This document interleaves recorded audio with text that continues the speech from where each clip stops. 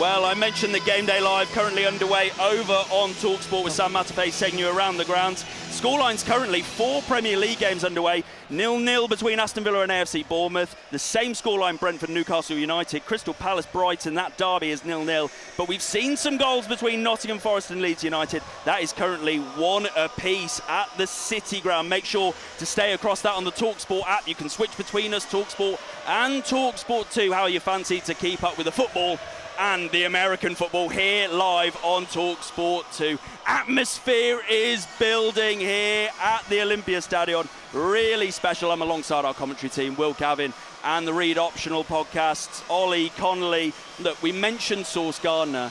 I think one of the most fascinating battles today is going to be Sauce Gardner going up against Drake London. I spoke with the Falcons beat reporter yesterday, D. Orlando Ledbetter.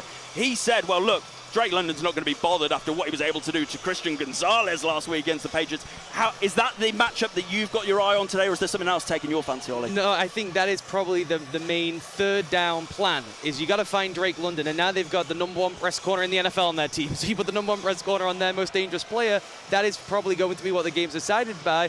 And the Colts tackles. The Colts tackles got shelled by the Steelers last week, and Daniel Jones struggled under pressure. Can the Falcons get home? Can they get home with a blitz? Can they get home with 4? Can they get home with speed? That's what I'm looking for today. Well, look, it's worth noting as well, big injury news. No DeForest Buckner, the all-pro defensive tackle for the Colts. He's on IR, so he's not going to feature today. How big a loss is that for the Colts? And is that potentially where this Falcons run game with Bijan Robinson could get after? Yeah, he's been having an incredible season, kind of a bounce-back type year from DeForest Buckner, so to lose him is a really, really difficult one. They can just add new guys in there. I think the third down passing effect is bigger with Buckner this year than it has been just like having him on the early down. So I still think Bijan should be able to get going, but the Colts do an awful lot with moving their linebackers, an awful lot with their safety to contain the run game. The Falcons are going to have to win through the air. That's just how it is. And can you beat Sauce Gardner one-on-one? It's going to be a key part of it. It's funny on DeForest Buckner when you think about the conversation going on with Sauce Gardner today, right? Because the big argument against 2 first-round picks for a guy like Sauce Gardner is, does he affect the ball every single down to down, in the way a pass rusher would? I really think that kind of money should only be paid for a quarterback or potentially a down pass rusher. Of course, they paid a top pick for DeForest Buckner when he came over from the 49ers. Just one of them, and what a servant he's been over the past 6-7 years for that team. 31 years old, incredible. I think he's a real loss today. Well, here at the Olympiastadion, the Falcons taking to the field, looking to get back on track. I mentioned that 3-game losing streak. Can they put that to bed today and bounce back? Is this a team that can make the playoffs?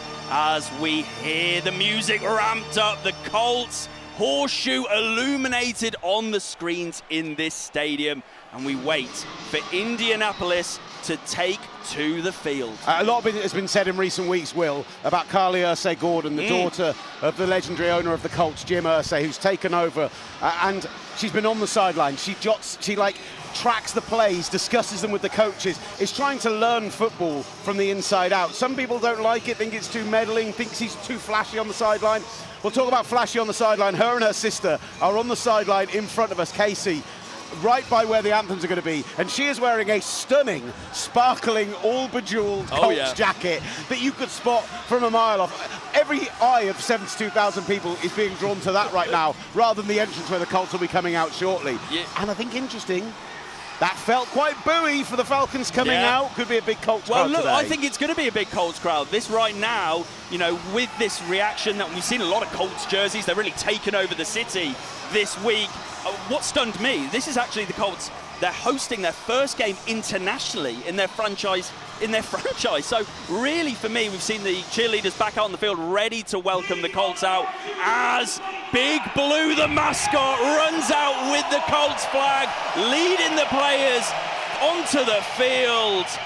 Puffs of smoke in the air, the cheerleaders welcome onto the field. It feels like there is a bit of a Colts crowd in the building today. And why wouldn't there be?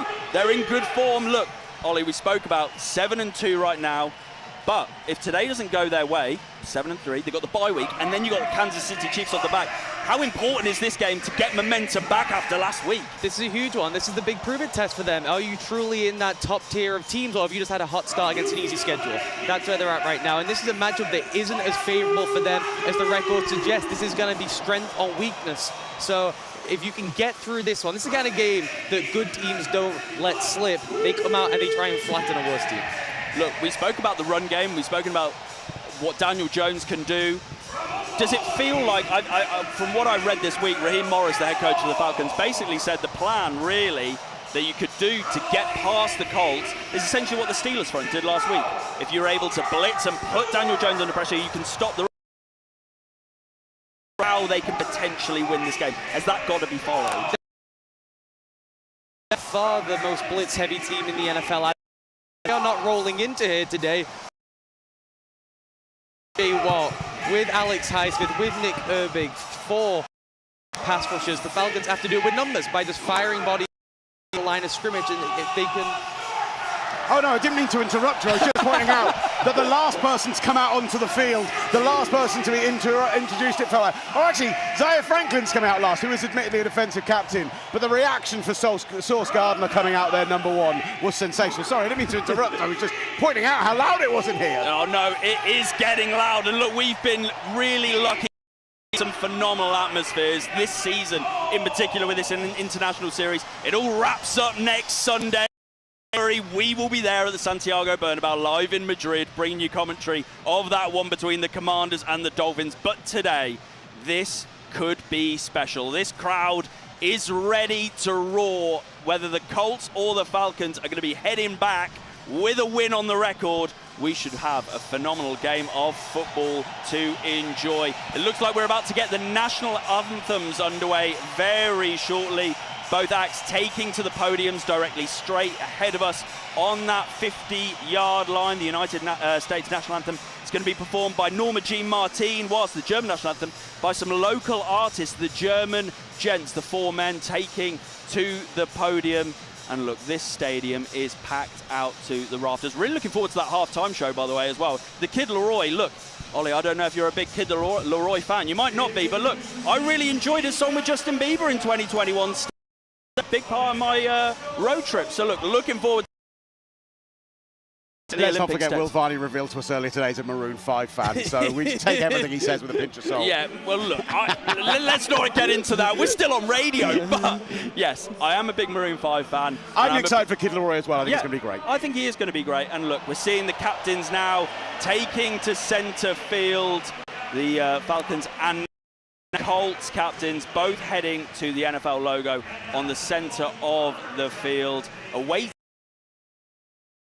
heading into the middle as we're about to get that coin toss. Cleet Blakeman, our referee this afternoon. A lot of handshakes, a lot of warmth between the two teams, but I'm sure you won't see that on the field. There won't be much warmth either. It's a cold day. I've got my big coat on. I think not bringing a bigger one at this rate. And Will's gone for the gloves are coming out, though. The gloves are on their way out. Don't worry, Ollie. I'll hold you tight if it gets a little too cold as the sun goes down here in Germany. Katarina Witt, by the way, 2-time Olympic champion figure skater, is the honorary captain for the coin toss here. Well, look, Cleet Blakeman out in the middle with the captains. Let's get the coin toss, shall we? The two-side is tails. Atlanta, you're the visiting team. It is your choice.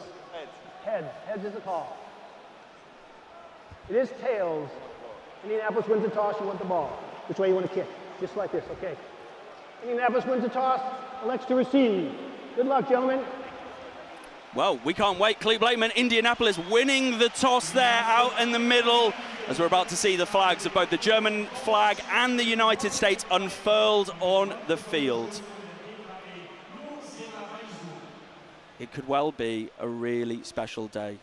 Silence, pause, and we're about to have a moment of silence. Such a terrible moment, and the NFL is in mourning this week. We're about to observe a moment of silence for Marshawn Neeland, the former Dallas Cowboys defensive end. He tragically passed away earlier this week at just 24 years old. It's such a terribly sad story, and our thoughts are with his family and friends at this time. Everyone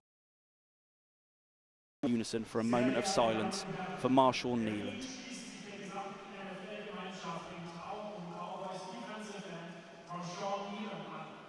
Applaus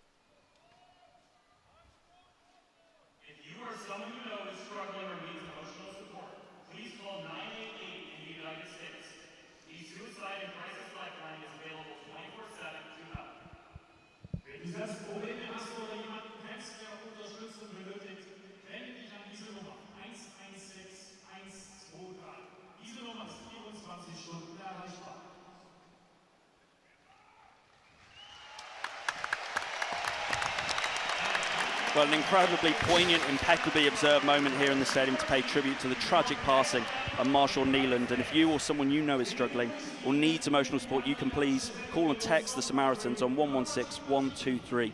They are available 24/7 to help. We're about to have the United States National Anthem. It is going to be performed by Norma Jean Martin.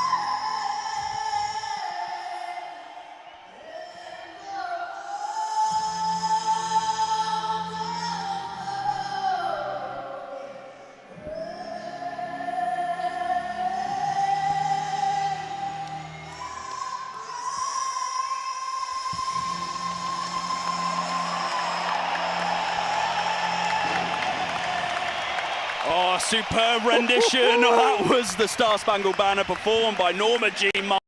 Fireworks popping off around the top of the Olympiastadion. Blue and red the colour. And now we await the German national anthem. 4 young gentlemen out in the podium, performed by local artist, the German Gents.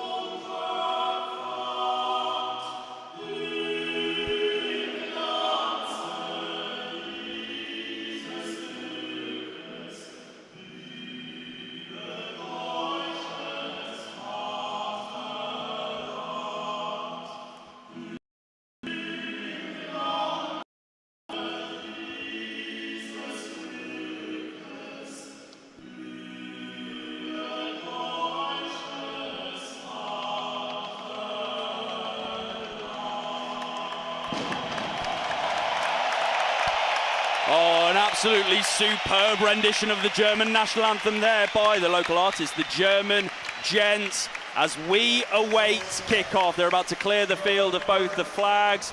Teams giving themselves a big hug. The players getting ready for what could be an absolute barnstormer on TalkSport 2 this afternoon. Ollie, look, just quickly, your thoughts ahead of this game. A lot of people seem to think the Falcons might win and upset the apple cart. What do you see today? I think that the Falcons' pass rush can be pretty overwhelming when it gets going, and it gets going. I think it will be today. Well, it's getting loud here in Berlin. The stage is set, kickoff about to get underway, and it's fair to say this country is obsessed with football. Over the past 3 years, we've seen it firsthand in both Munich and in Frankfurt, but today is Berlin's day. A sea of colourful jerseys swathes this phenomenal stadium. Not a seat to be had as the Falcons and the Colts square off. A huge afternoon in store, and let me hand you over to our very capable commentary team. Alongside TalkSport's Will Gavin is the NFL scout Ollie Connolly. Guys, over to you.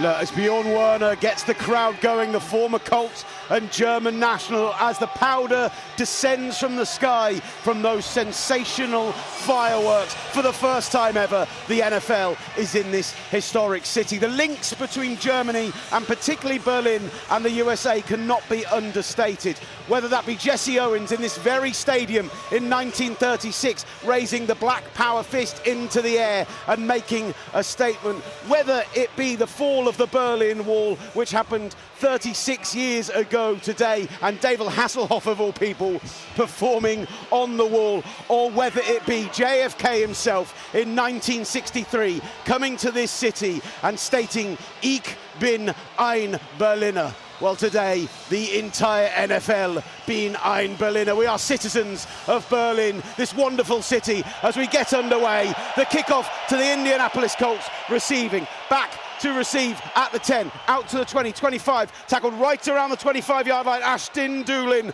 And that's where this Indianapolis Colts offense that have been so impressive so far this season, the #1 passing offense in the NFL, are going to get underway. Ollie Connolly, look, they've got to make some changes from last week. They had their worst showing by a country mile against the Steelers, and this Falcons defense are ready to fly around and really get after them today. They blitz more than anyone else in the NFL. I think they're going to be throwing some of that at them today as we start off in I formation. Daniel Jones under center. Tyler Warren as a fullback in behind him. He moves a tight end from right to left, and Jonathan Taylor will take the ball in the gut, bouncing back out to the 25. He manages to get out maybe a yard gain up the middle. Should have been a tackle for loss by about 3, but he gets out to the 26-yard line, and that's going to be 2nd and 9, exactly what this Colts offense don't want. Yeah, that's the ball game right there, is the Colts coming out with bigger personnel and just trying to play man-on-man football and run the ball. And if they can have more success on first down, this can be their game. Jalen Walker in on the tackle. Sensational week for him last week. The rookie really starting to show out. Daniel Jones in the gun, sends Jonathan Taylor out wide. Heavy set line, 3 receivers, 2 to the left, 1 to the right is Jonathan Taylor. Stamps his foot, looks for the ball, going back to throw, out to the left-hand side, hits the tight end, Tyler Warren, out past the first down marker, right on the numbers at the 37-yard line, and that'll be an Indianapolis Colts first down. Brilliant move from Steichen early on. He gets into empty with Jonathan Taylor and Tyler Warren, both split out wide. The Falcons are terrified of going into man-to-man coverage on Tyler Warren. It's good intel for the rest of the game. And as we said, they need to be winning first down, this Colts offense. What we saw last week is the Steelers getting into favourable distances on 2nd and 3rd down and getting after the quarterback. And as we say that, they complete on a 2nd and 9. Here we go. Daniel Jones out under centre, 2 receivers to the right. He sends Josh Downs now in that #2 jersey. Having given the number work to Sauce Gardner, going in motion left to right. He's available as a check down. Instead they go to Jonathan Taylor. Makes a man miss. 45 out to the 50. Stumbles out 50. And the ball is out. The ball is out. But it is recovered by a Colts lineman. I think it's centre Taylor Bertolini, and that was very, very close to a first turnover of the game, right around the 50-yard line. Almost a disaster, and that's what cost them last week. It was the one time this season they just kept coughing the ball, but it was almost a disaster play for Jonathan Taylor. The brilliant fumble of the season, but the Colts recover and will get the ball 1st and 10. They're going to call it at the Atlanta 46-yard line. Jones comes out back under centre again, offset eye behind him. Warren in formation, now lines up as a heavy set on the left-hand side, fakes the handoff, rolls out to the right-hand side, finds Warren, out by the 40, down to the 35-yard line, and goes out of bounds with the first down for the Indianapolis Colts, and they are absolutely rolling right now. This is the Colts in classic form, getting big and running the ball, spreading you out and throwing the ball. It's just easy work. Fascinating to see how they are using those receivers at the moment. Michael Pittman did come into the game and was an isolated receiver on that down, but is back out again as they look to go heavy on this next play. Alec Pierce is out there. His average depth of target, 20.9 this season, is absolutely ridiculous. Sending a tight end in motion, Drew Ogletree. Toss to Jonathan Taylor. Gets some blocks out to the left-hand side. Rumbles out to about the 31-yard line. A pickup of maybe 4 on the play. And it'll be 2nd and 6, Indianapolis. A really good open field tackle there. There was a flash of daylight where Jonathan Taylor could have been gone. Yeah, coming in on the tackle. I think it's number 20, D. Alford, the corner, coming up and making that tackle. And yeah, I think that's twice now where Jonathan Taylor has had a lane open. Looks like he could take it to the house. And we get a good open field tackle from that Atlanta Falcons backfield. Right, Jones in the gun. He's got alongside him, Taylor. Taylor now moves from his left to his right. 2 receivers on the right-hand side in Downs and Warren. 1 receiver to the left in Michael Pittman. Hands the ball off up the middle to Taylor, rumbling his way forward. Manages to push the pile right to around the first down marker. I've got to tell you, the touch judge on this side has him at the 26. On the far side, he's got him at the 24-yard line. It's a first down or it's not. We're not 100% sure. It looks like they're going to mark him about 1.5 yards short. 3rd and 2 then from the 27-yard line. Money down here for the Indianapolis Colts. Can the Falcons defense do something to get a stop? Jones brings them into the huddle. I'm a big fan of Drew Oaktree just kind of hanging around the outside of the huddle. Probably not able to hear that play call, but it's not loud in here. The Colts fans respecting this opening drive. Alec Pierce splits out. Isolated receiver on the right-hand side up against D. Alford. They send Tyler Warren in motion. Faked handoff to Taylor. Over the middle. Finds it out. 10-yard line. Mo Ali Cox went up to grab it, hit as the ball came into his hands and falls incomplete. Big decision. A big decision, an exceptional defensive play on the ball in the air. Mo Ali Cox probably should come down with that one. Not able to quite fight through the catch.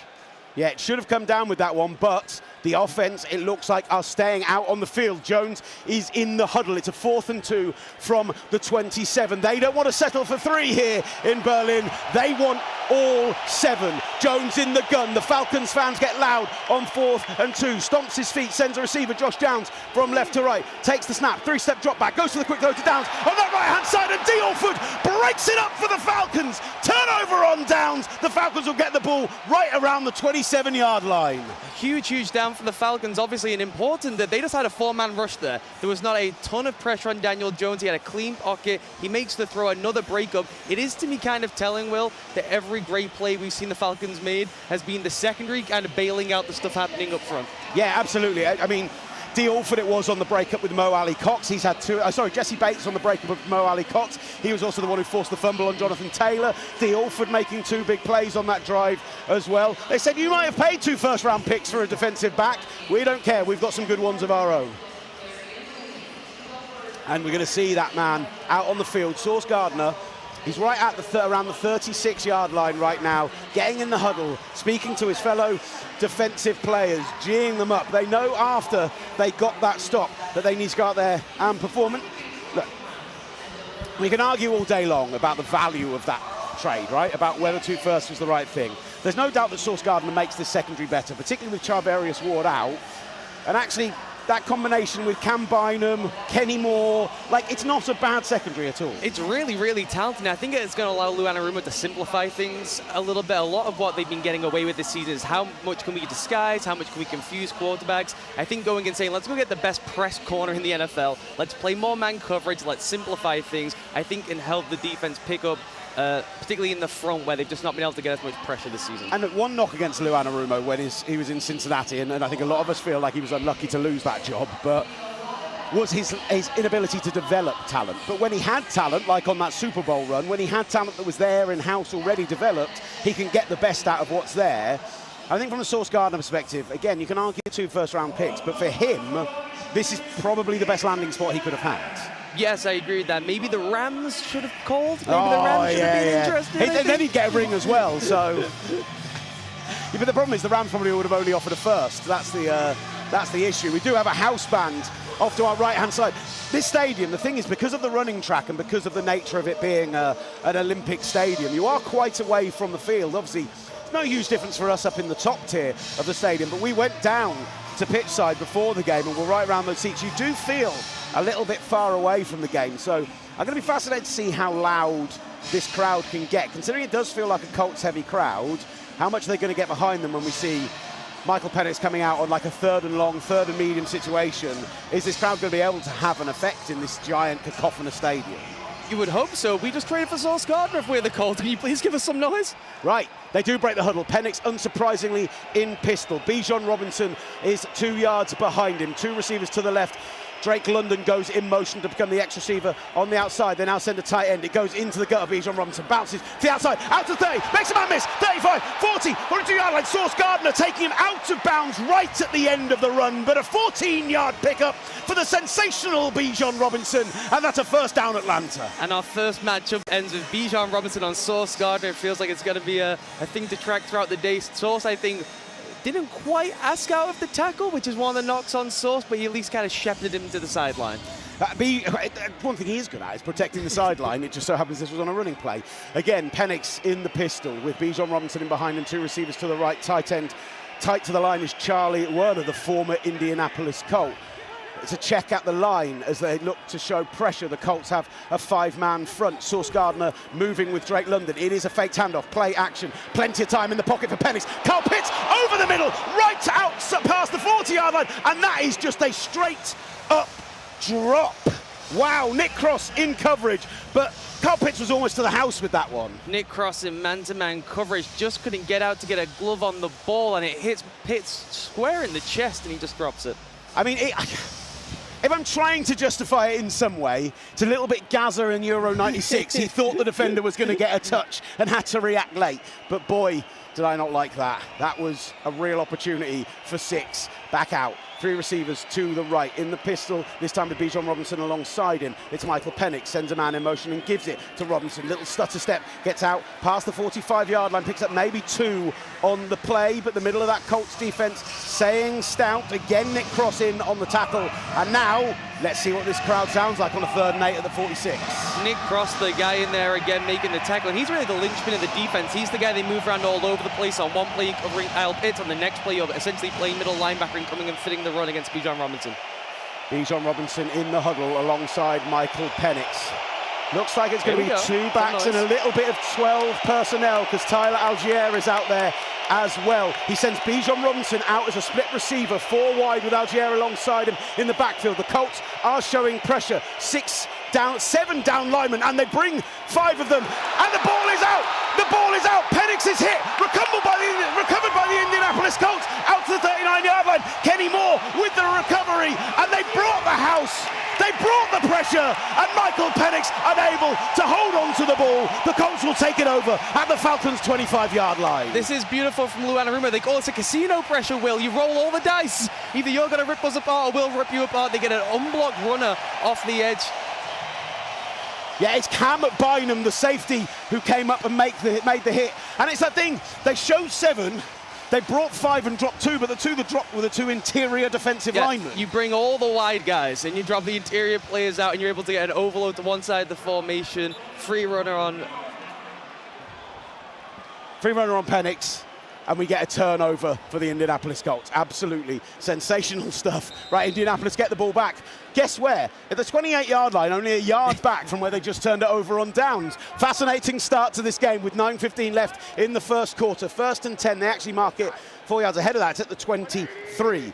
Jones under center, 2 receivers right, 2 receivers left, all tight to the formation. They send a man in motion and they put it into his gut. Taking it up, Ashton Doolin on the outside, makes a man miss, out to the 10, down to the 5 and brought down right around the 2-yard line. Have they ruled him down just short of the touchdown? Came on the sweep play, handed off to him by Daniel Jones, and it's going to be a 1st and goal from the 1. And he was fighting for every single inch. I thought he almost had it. Sensational Ashton Doolin. A lot more in the kick return game this year than he's had to do on the field, but he stays in for this next down. 4 for 58 on the season, rushing. Jones in the gun, stomps his foot, goes to Taylor, right up the middle. Taylor, end zone. Indianapolis Colts touchdown. Ruled on the far side, pushing right up the middle. The pile falling in to the Peyton Falcons end zone to our right-hand side. And Indy, after the turnover, are off the mark. Big boy football from the Colts, championship football from the Colts. You force a turnover, you immediately go and take advantage and score within a handful of plays. If you watch back on the Ashton Doolin, Jesse Bates desperately tries to punch the ball out as he gets to the goal line. Clearly, turnovers have been what they've discussed as being the key to the day because they were not attempting to bring him down. Xavier Watts with an awful tackle attempt. But they get down to the 1-yard line and then simple stuff for Jonathan Taylor, who rumbles into the end zone for his 13th rushing touchdown of the season, 15th touchdown overall, and the extra point is wide of the mark. Wide of the mark from Rigoberto Sanchez, and it will be the Indianapolis Colts 6, the Atlanta Falcons scoreless right now with live NFL action in Berlin, Germany on TalkSport 2. Wow, what a first 7 minutes. It's going off. The crowd got really loud for the third down.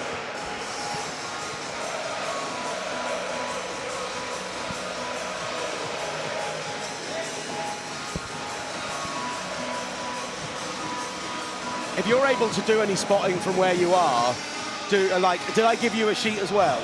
I've only got one with the Falcons on. I didn't mean to throw you off. The only reason I did it is because when they said Kenny Moore, it was Jermaine Pratt, and that's why I didn't want you to. But then I completely got in your voice. No, it's fine. It's fine. That's on me. That's brain-farted.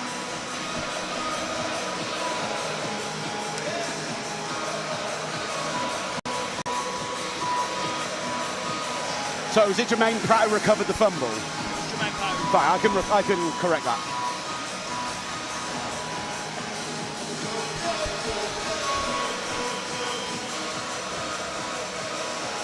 Is this the most German performance of all time?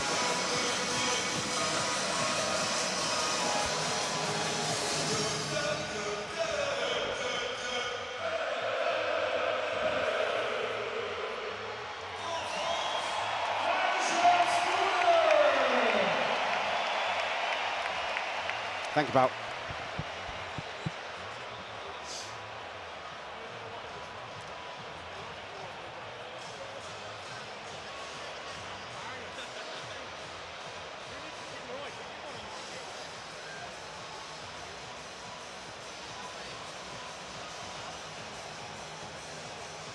Back with the 2025 NFL Berlin game live here on TalkSport 2, where the Indianapolis Colts, with Jonathan Taylor's 15th touchdown of the season, have a 6-0 lead. The extra point was missed. It came off the turnover after Michael Penix was hit in the backfield by Cam Bynum, fumbled the ball, and then returned to the 23-yard line by linebacker Jermaine Pratt. It came after the Colts' opening drive had a turnover on downs, so this opening 7 minutes has been absolutely wild, and I'm kind of disappointed we had to break when we did, because you missed the most Germanic Berlin performance of all time, as the home of house and techno really got brought to the Olympiastadion. It's a place of great history. We saw England lose to Spain here, the Olympics have been here, World Cup finals, and now a little bit of techno at the NFL. Ball almost goes all the way out into the end zone, but the train Brooks decides to bring it out to the 18, down to the 19-yard line. Brooks could have probably taken a knee there and got that ball out to the 35, elected to return it, and now the Falcons are going to have to start from the 19-yard line. I'm not going to lie, if I'm the special teams coordinator, I'm not sure I'm hugely happy with Train Brooks right now. No, I don't think I would be if I was the head coach. If I was the offensive play caller, they are just not an offense who you feel can consistently drive the length of the field, and so to give up any yards is a pain. Yeah, Marquise Williams, Zach Robinson, they're all annoyed at you. 19-yard line then, this drive will start. Second Falcons drive of the game. The first ended with the turnover after Michael Penix was hit in the backfield. Now Penix in the pistol. Two receivers right, one left. With a back in the backfield behind him is Tyler Algier. He sends Bijan Robinson as a receiver from left to right. Play action. Algier stays in to block. Penix having to roll out to his left. All his receivers are the other side of the field. Instead he finds Drake London right out the 45, down to the 50-yard line. A 31-yard completion. The play broke down. Drake London had to come all the way across the formation as Penix scrambled out of the pocket, and he hit him wide open right by midfield. Big gain on the first down of the drive for the Falcons. And Penix had so much time there. He was able to sit and scan and look around and then take off. Yeah, really good pass protection so far. Quick ball out this time to London again. 45, 40, out to the 37-yard line of the Colts. And another first down, getting rolling. The Falcons get up, snap it quickly, and get a quick one out to London. Drake London going off the field for the next down, however. Tyler Algier also going out of the game. Daryl Hodge comes in, as well as the tight ends on the field, Kyle Pitts, and of course, now back in the backfield, having been a wide receiver on the opening down of the drive, Bijan Robinson in the pistol, scanning the field. Penix, hands up, gets ready, calls for the snap, hands it off to Bijan Robinson on a stretch play to the outside, gets out past the 35-yard line, picks up about 4 on the play, down to the 34-yard line of the Indianapolis Colts, and that'll be 2nd and 6, Ollie.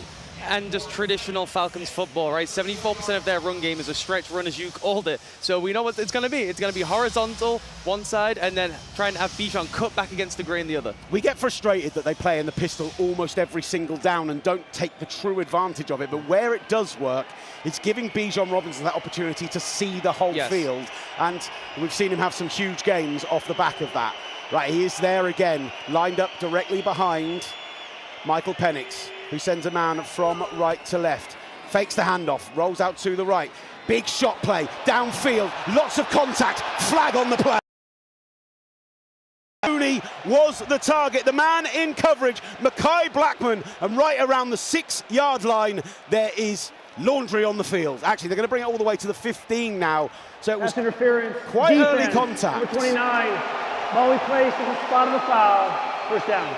So Clete Blakeman calls it. It was defensive pass interference. That'll bring them all the way up to the 14-yard line of the Colts. But at least it happened nice and early in the down instead of right by the goal line. I think he grabs him early, and then he just grabs him throughout the play. He does pass interference all the way through. Pick your yardage marker. Where did the foul start? That's what we're trying to figure out right now. Right, first chance in the red zone for this Falcons offense. Red zone this season for them has not been too fruitful. 22nd in the NFL in touchdown conversion. Two receivers to the right. Tal Algier in the backfield. Sends Pitts out to that right-hand side as well, but hands it off to Algier. Hands the 10, down to the 5, brought down right at the 1-yard line. It's Jermaine Pratt in on the tackle, a touchdown-saving tackle, but it's going to be first and goal at the 1 for the Indianapolis Colts. And they've got Tyler Algier back there in the backfield again. This has been the absolute bane of Bijan Robinson fantasy owners all season, that they give the ball to Algier on the goal line, and that's what they'll do again here. To the left, and he goes into the end zone, absolutely untouched. Tyler Algier levels things up for the Atlanta Falcons with his 5th rushing touchdown of the season. 6 apiece, and a lovely drive put together by Zach Robinson and Michael Penix. And their line has really dominated the line of scrimmage here, both in protection. Penix had plenty of time. They've pushed the Colts off the ball. It's the first time all season they've really had to reconfigure the line. They've had the same line all the way through until early in Pittsburgh last week. Matthew Berger on the left guard is out. And it didn't seem to be a problem on that opening drive. Parker Romo had some misses last week. Liam McCulloch is in to snap. Ball is up. Ball is through the uprights, and ball is good. 7 points then for the Atlanta Falcons. 7-6 they lead the Indianapolis Colts here in Berlin, Germany, with 6:07 left in the first quarter. Live and exclusive NFL coverage for you here on TalkSport 2. Who just kicked that for the Falcons? Zane Gonzalez, I think. So Parker Romo they let go. Zane Gonzalez. Yeah, it's still Parker Romo on my thing. I forgot who they brought in. I've got a pen.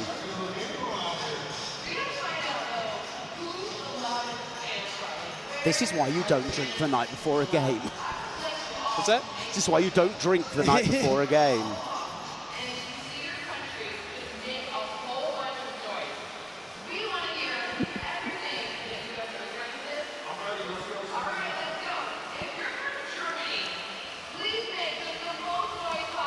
Will, just another one.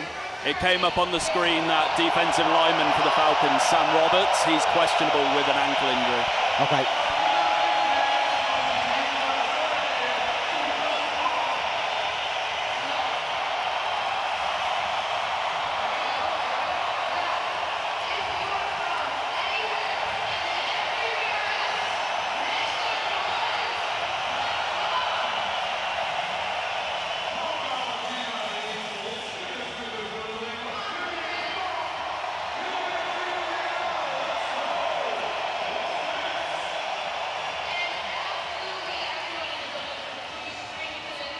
Thank you, pal.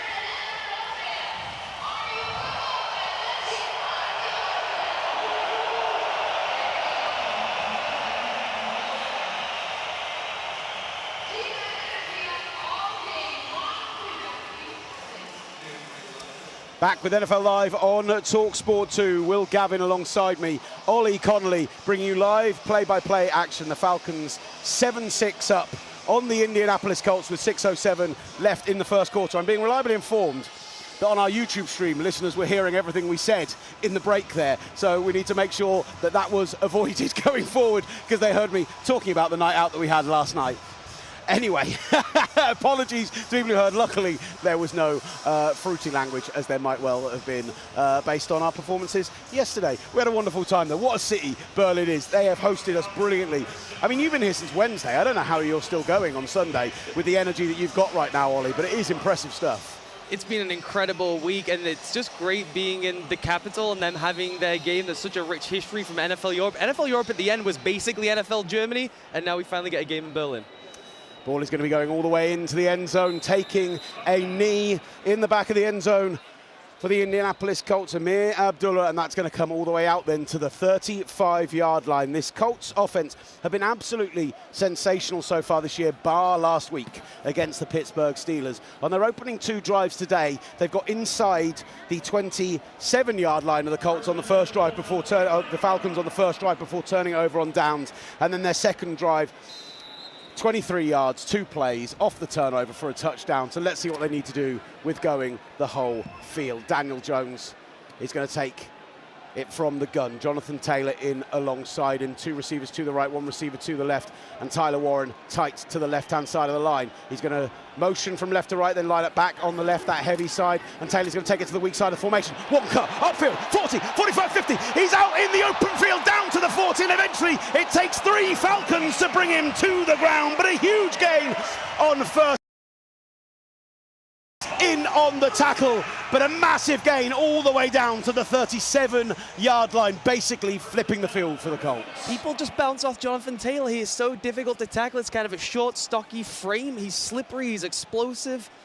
Just can't bring him down. 28-yard gain then for Taylor, who this time lines up in the slot. 2 to the left are the 2 tight ends. Alec Pierce out there as well in the gun. Taylor straight 5-step drop back, steps up, throws one deep, right over the middle, looking for Alec Pierce, and Pierce brings it down in the end zone.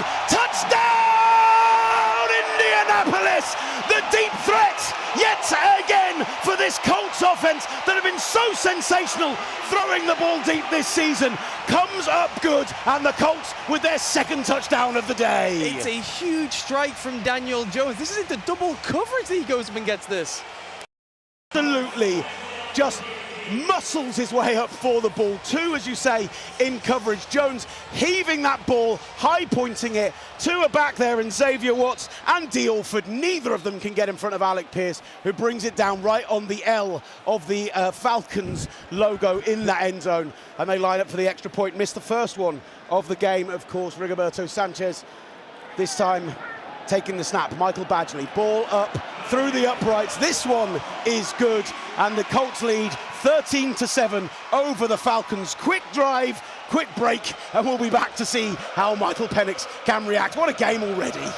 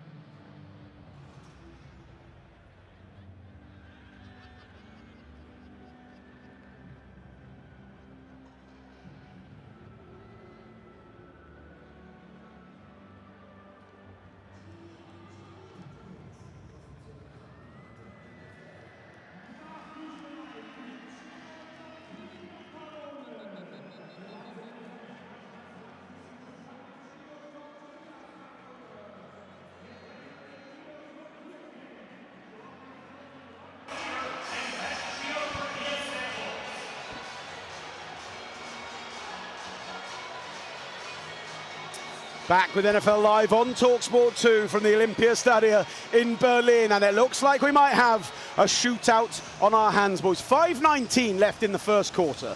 Less than 10 minutes have gone. We've had 5 drives in this game, which have resulted in 3 touchdowns, a fumble from Michael Penix, and a turnover on downs on the opening drive. It's just been absolutely sensational. The people of Germany absolutely getting what they wanted from this game. We said this had a primetime feel to it, Ollie, and really, what a sensational open for us. Yeah, and what a primetime offense the Colts have. It just looks so easy for them, everything they do. Well, we'll get into it, but we are about to kick off and get underway. Michael Badgley set up at the 35, kicking deep. Just one back on this occasion is Jamal Agnew, the safety, out to the 25. Bouncing out, looking to get to the 30. He's wrapped up before he can get anywhere near there, though. Down at the 27-yard line, he is brought down by the Indianapolis. They'll start this drive from, look, it's a touchdown on the last drive, you can't argue with that, but 5 plays, 81 yards, that big chunk play, the Colts have to try and take that away from them, right? Yeah, I think so. The Falcons have been chasing explosive plays all season. You think it would be the most explosive offense in the NFL with the talent they've got, but they're still hunting fun. 2 receivers to the right, 1 to the left as Penix comes out in the pistol with Bijan Robinson lined up behind him, sends a man in motion from left to right.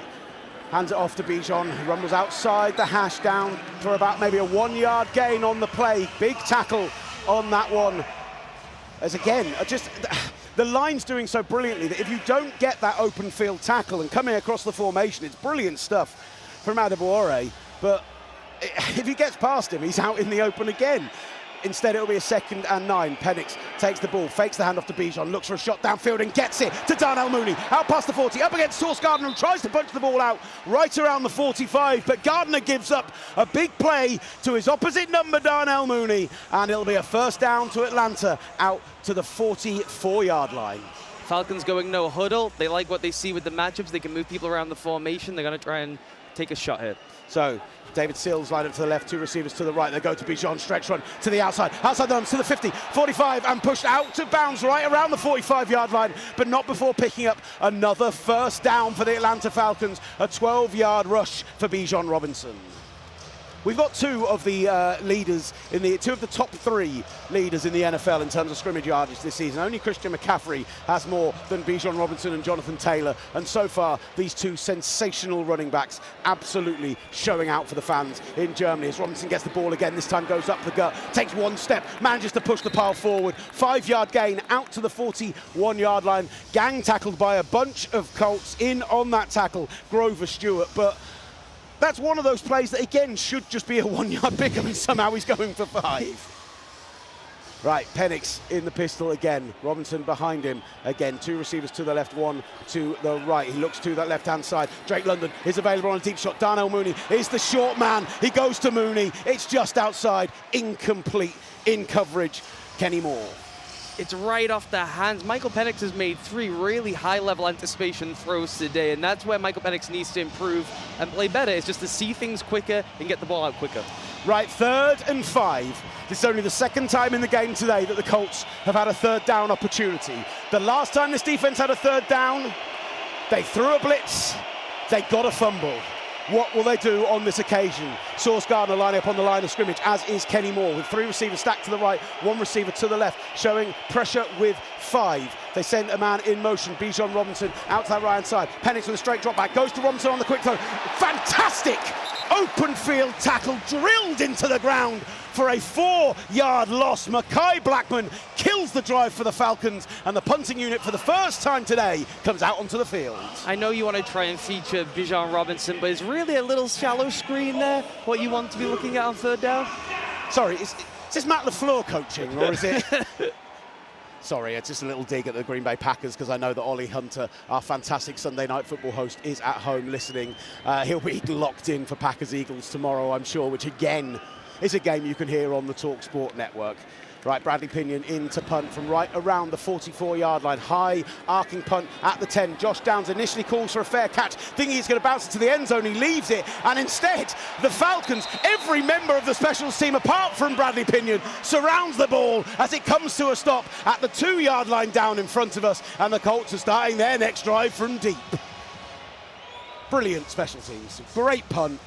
Getting the ball to die right around the 5-yard line. And I mean, Downs did the right thing leaving it. He was convinced that ball was going out the end zone, but it cost him 10 yards in the end. And then squatting up with all the boys. All the boys squat up at the end.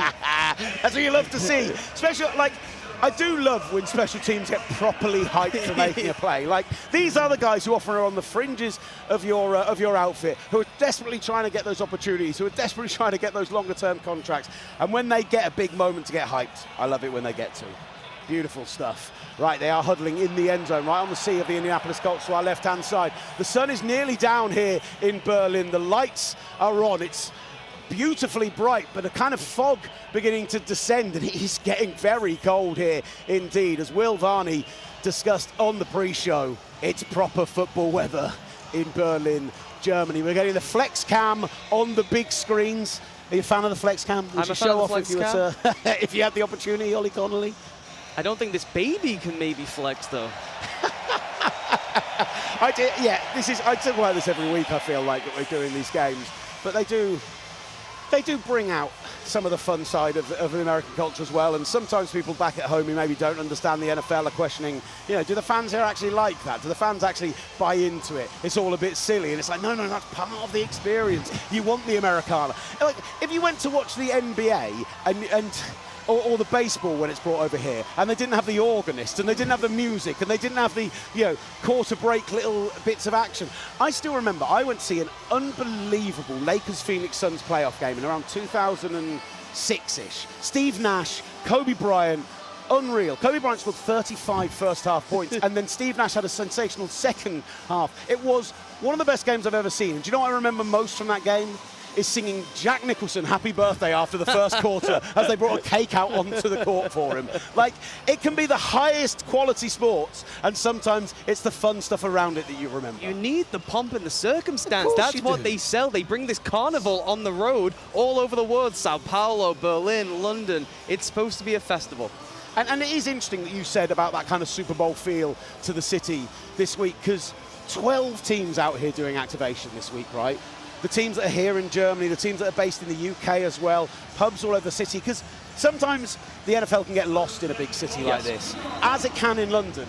I felt it in the bones of Berlin this past week, right? Daniel Jones, 5 yards deep in the end zone, stamps his foot. Jonathan Taylor alongside him. They start 1st and 10 from the 2. Straight drop back for Jones. Space on that left-hand side. Tyler Warren over the middle, out to the 5, out to the 9-yard line. Nice pickup on first down, about 7 yards for a 2nd and 3, right around the 10. And most importantly, giving him a bit of breathing room. Yeah, that's the vital thing there. Just being able to get it, so if Daniel Jones drops back again, he won't be going into the end zone. Yeah.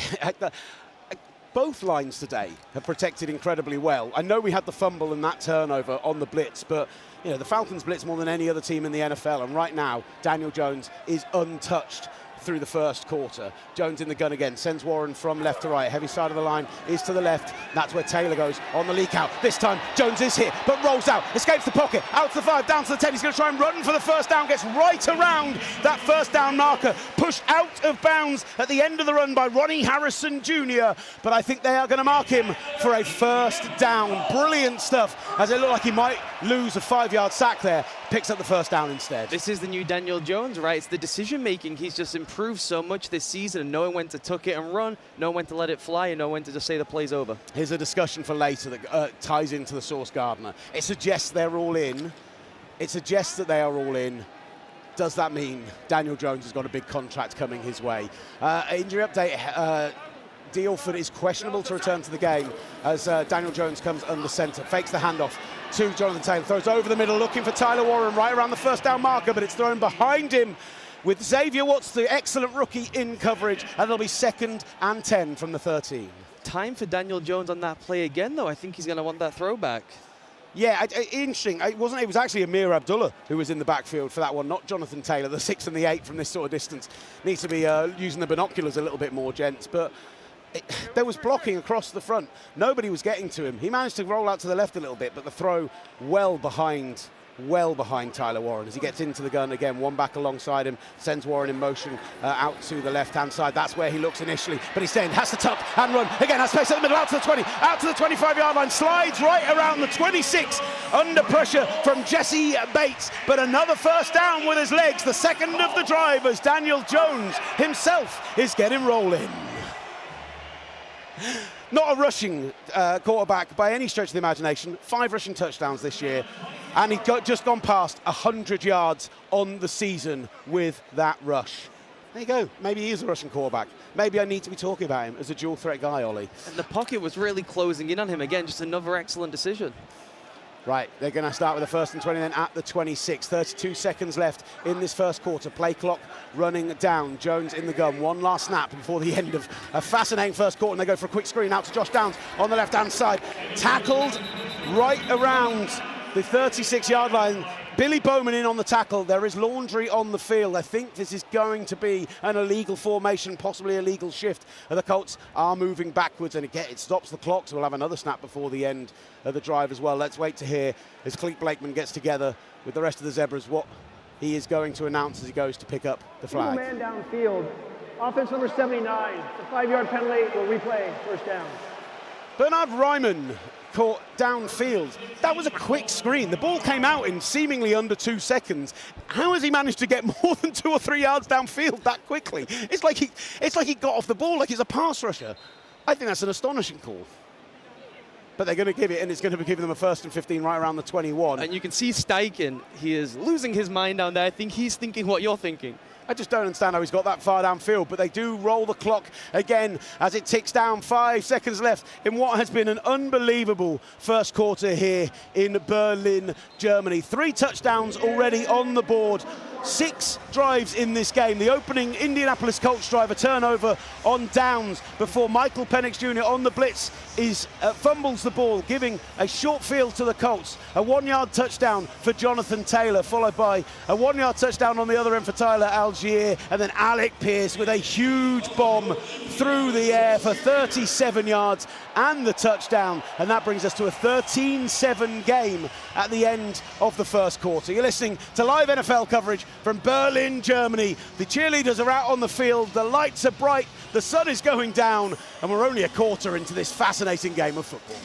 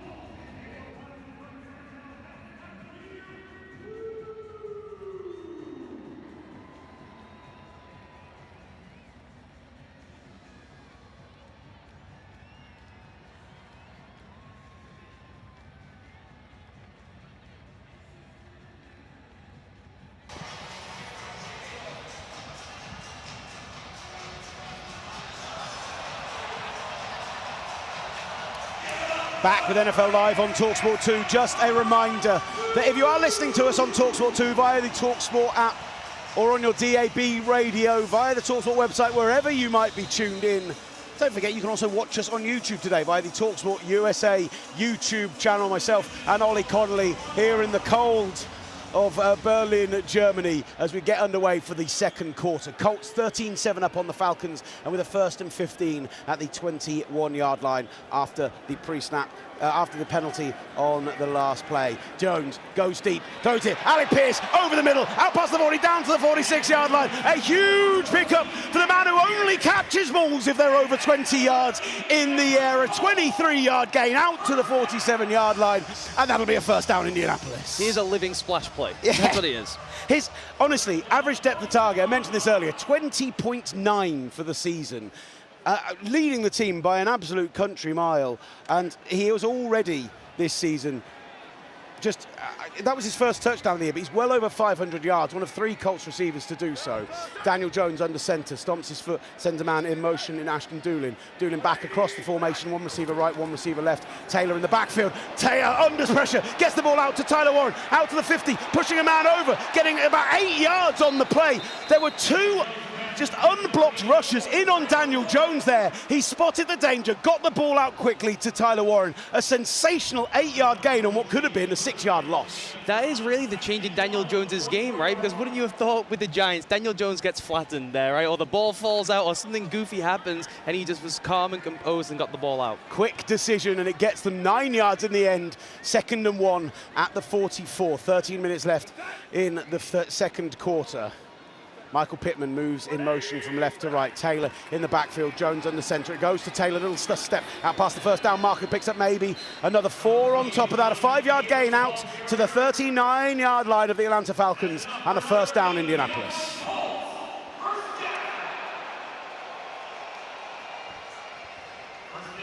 Huddling back up, Daniel Jones. The Falcons defense on the other side of the ball at the 39-yard line, sending a couple out of the formation. There's about 4 different substitutions from the Falcons defense then. In, out, shake it all about as it was for them. But Daniel Jones in the backfield, Taylor split out wide. It is a 5-wide formation. Pressure being shown off the right-hand side by Jalen Walker. Taylor now comes back into the backfield on a little jet motion initially. He's around there. Fake the handoff. Deep options available down the left-hand side. Jones has to come back across to the right. He scrambles out to the 40, down to the 41-yard line, wrestled right around the 41-yard line. The ball is out. Did the Falcons recover it before it went out of bounds? Daniel Jones, as he's tackled to the ground, the ball spills out, and I think they're going to say that it was out of bounds before Jalen Walker was able to fall on the ball.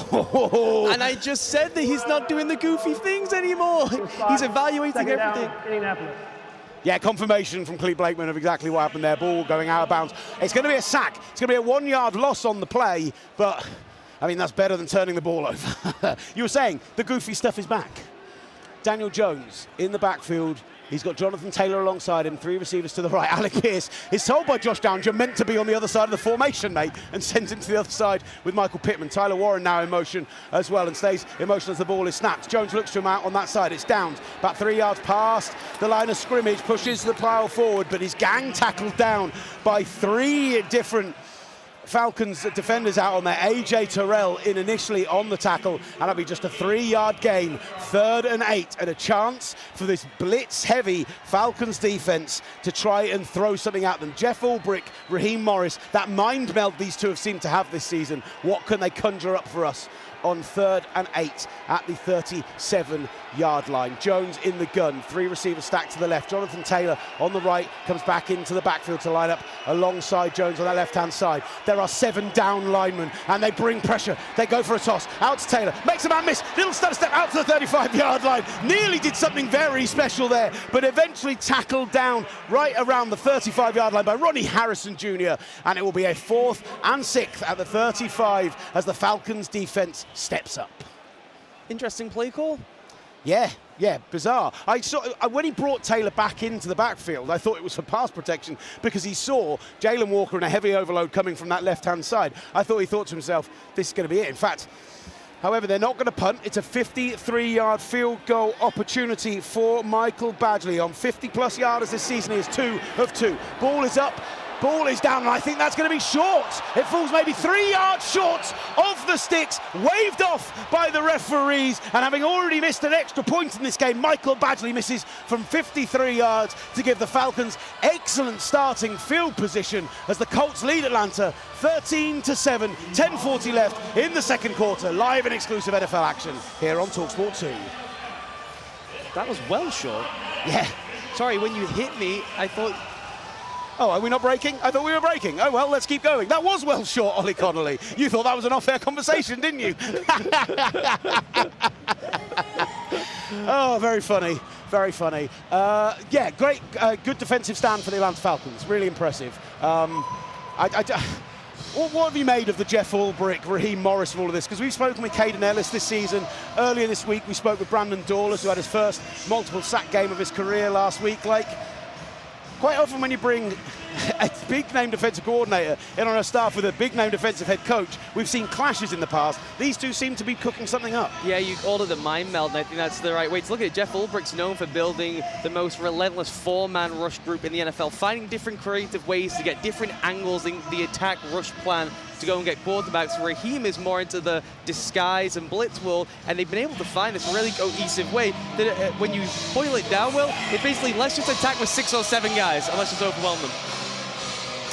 Seven Nation Army being played by the house band. I thought Jalen Walker last week against the Patriots, maybe not breakout game, but really showed his first-round pick pedigree and has been doing so more and more, other than he was torched for the Demario Davis touchdown, right? But if you get your edge rusher lined up on their number 2 receiver, then quite often that ends up being a mismatch in the NFL, right? Other than that, he got to the quarterback, he looked good in open space, he tackled well. Like, I just thought it was his cleanest game so far, and I was really impressed. I completely agree with you. I just thought he looked a level above. He looks athletically dominant at this level. There's not many guys who look like that. He has inside-outside rush ability, can rush through the tackle too. He's got good speed to power. It's just a really well-rounded, all-around pass rusher.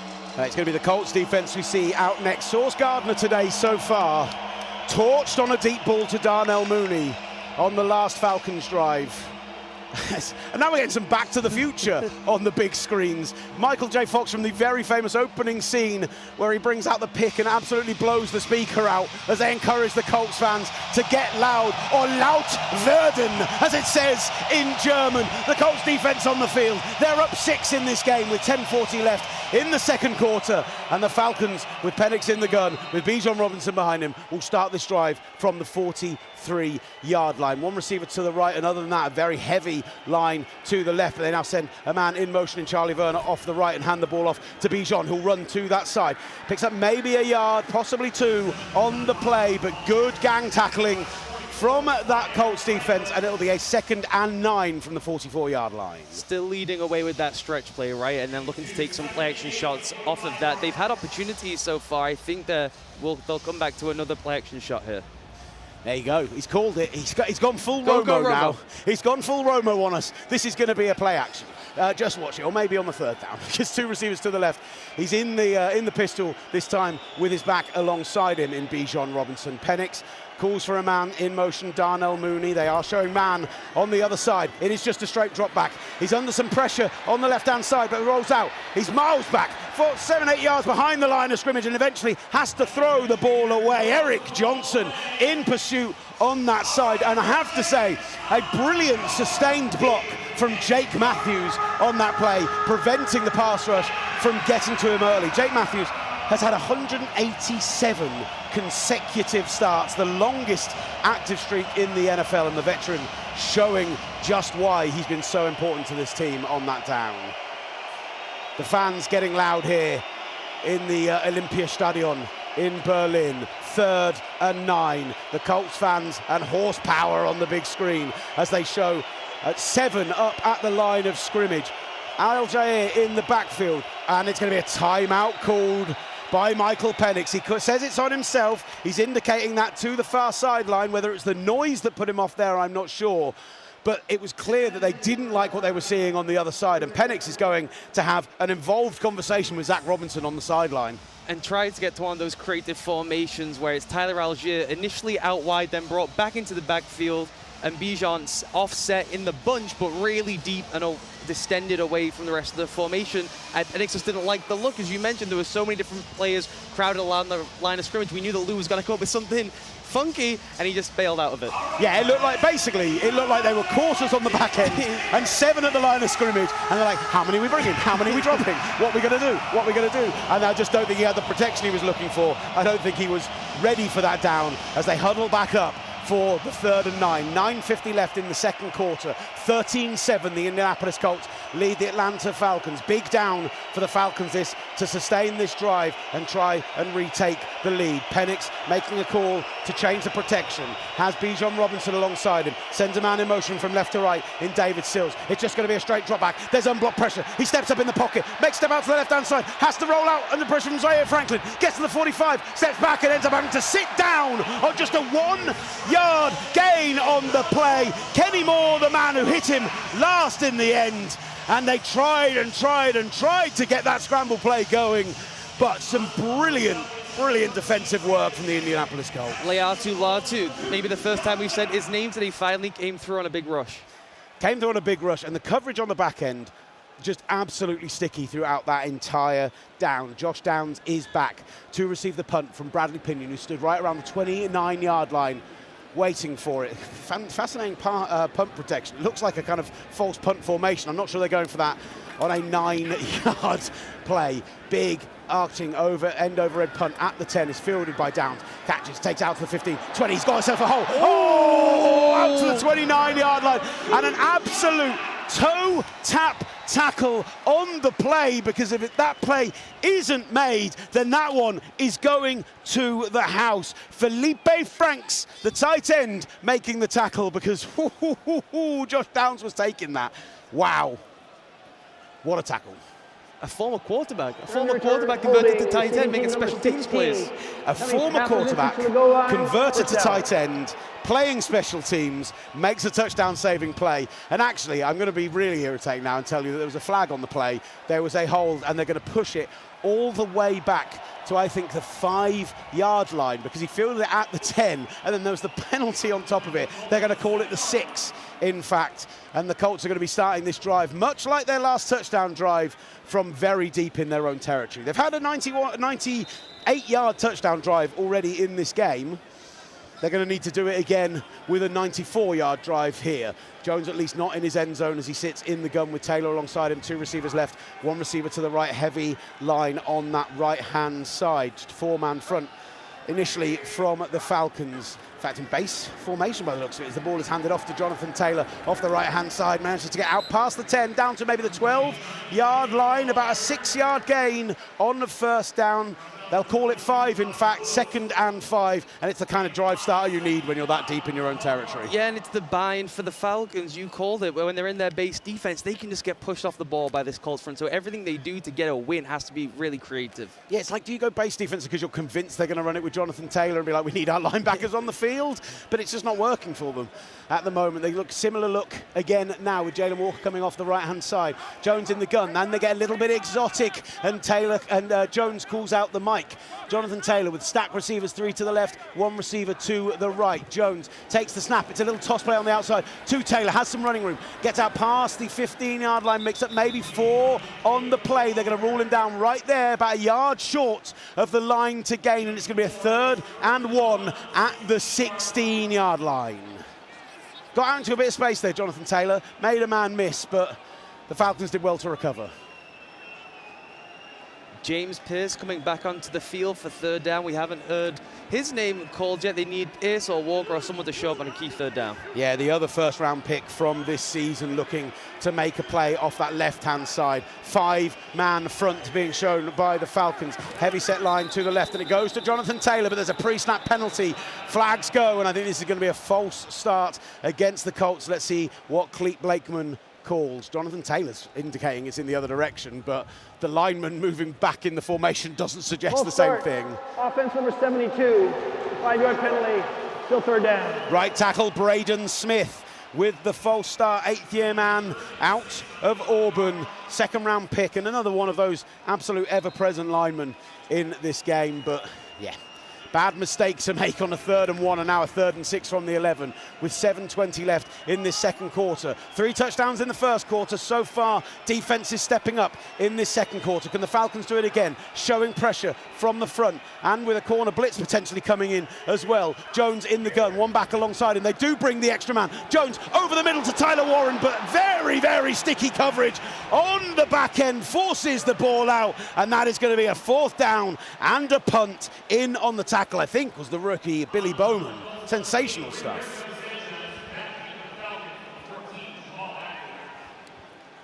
In fact, in on that tackle, just double checking that, it's going to be Keith Taylor, the corner, coming in on that one. Pierce had a chance to pick that off. It ball definitely bounced up in the air as he dropped back into coverage. There was maybe an opportunity there. We'll watch the play back as we get the chance to, but the punter having to punt out of his own end zone right now. Rigobert Sanchez goes right to the 45-yard line. Fair catch called for there, but there is some laundry on the field as well. Jamal Agnew with a drive start at the 45. Going to be excellent field position for the Falcons, but let's hear what the flag is on that far side as Cleet Blakeman gets together with the back judge on that end. There's a lot of consternation and conversation going on. Come on, Cleet, let America know, let the UK know, let Germany know what on earth is that flag for and where are we going to be starting this drive with 6:54 left in the second quarter. He's faffing. This is annoying me now. Why are you making me feel for time, Cleet? Oh, now it's being waved off. Now it's being apparently waved off. Too many men on the field at the snap. Defense, number 55 did not make it off. That penalty's been declined. It was on the play, 1st down. All right, it's because they were having a conversation about whether they wanted to re-punt because there were too many men on the field for the Atlanta Falcons, but they've decided that punting from their own end zone, maybe the 45 was the best that they could hope for, and that's where the Falcons will start their next drive when we come back. Live and exclusive NFL coverage for you from Berlin, Germany, here on TalkSport 2.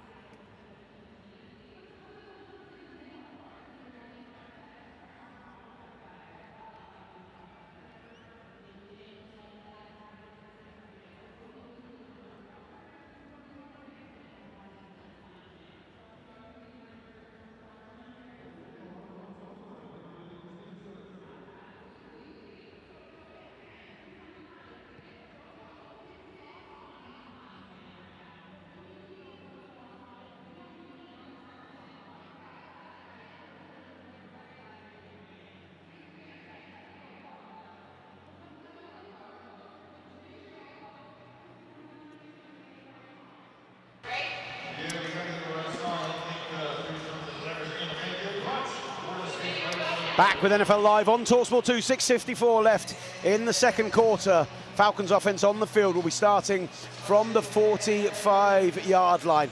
I feel like Carolina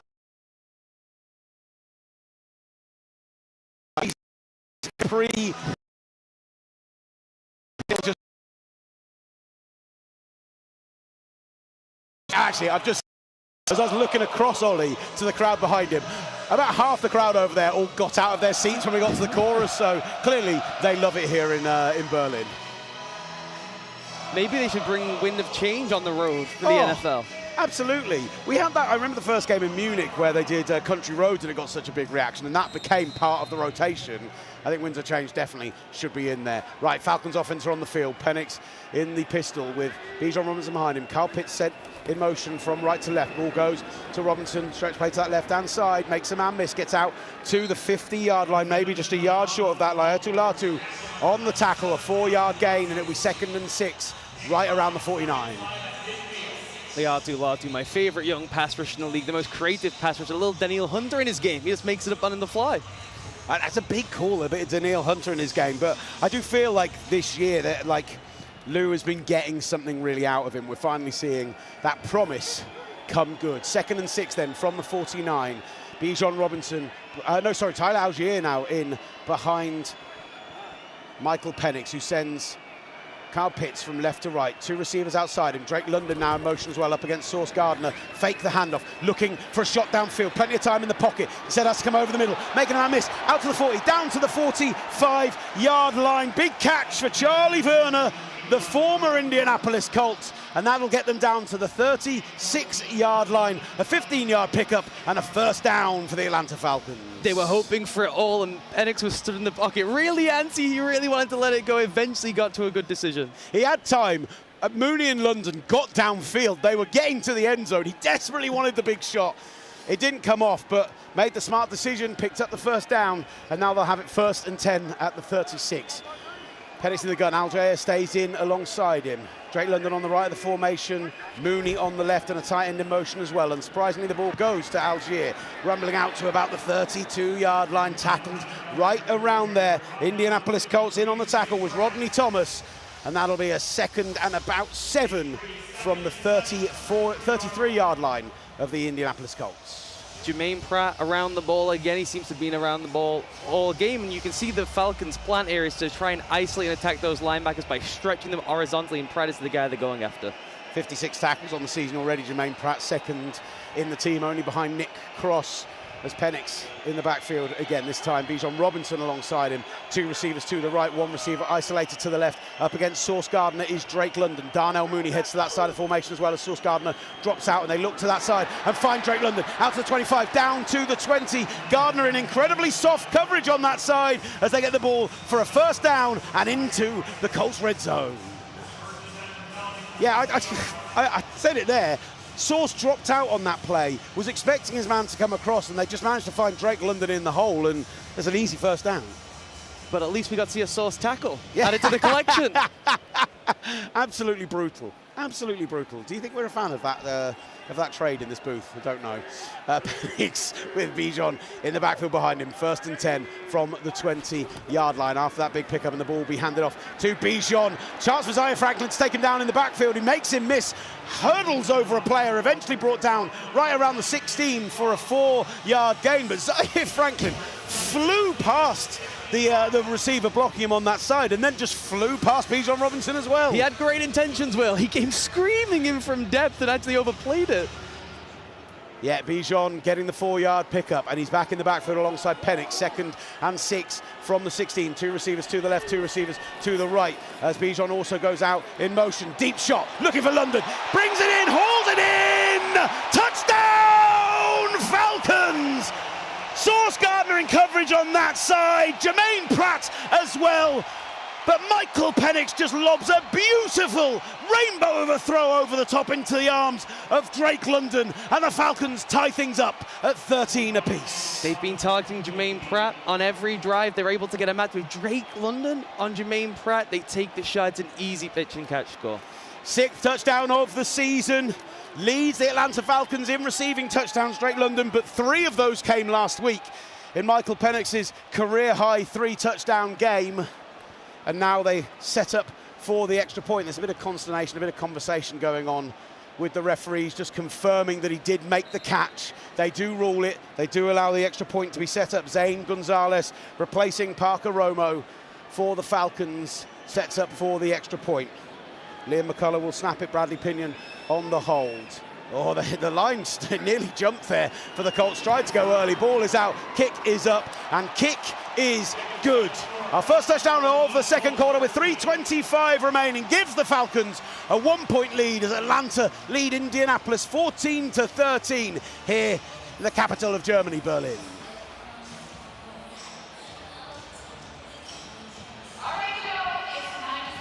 I don't know. I didn't know if he's going to break.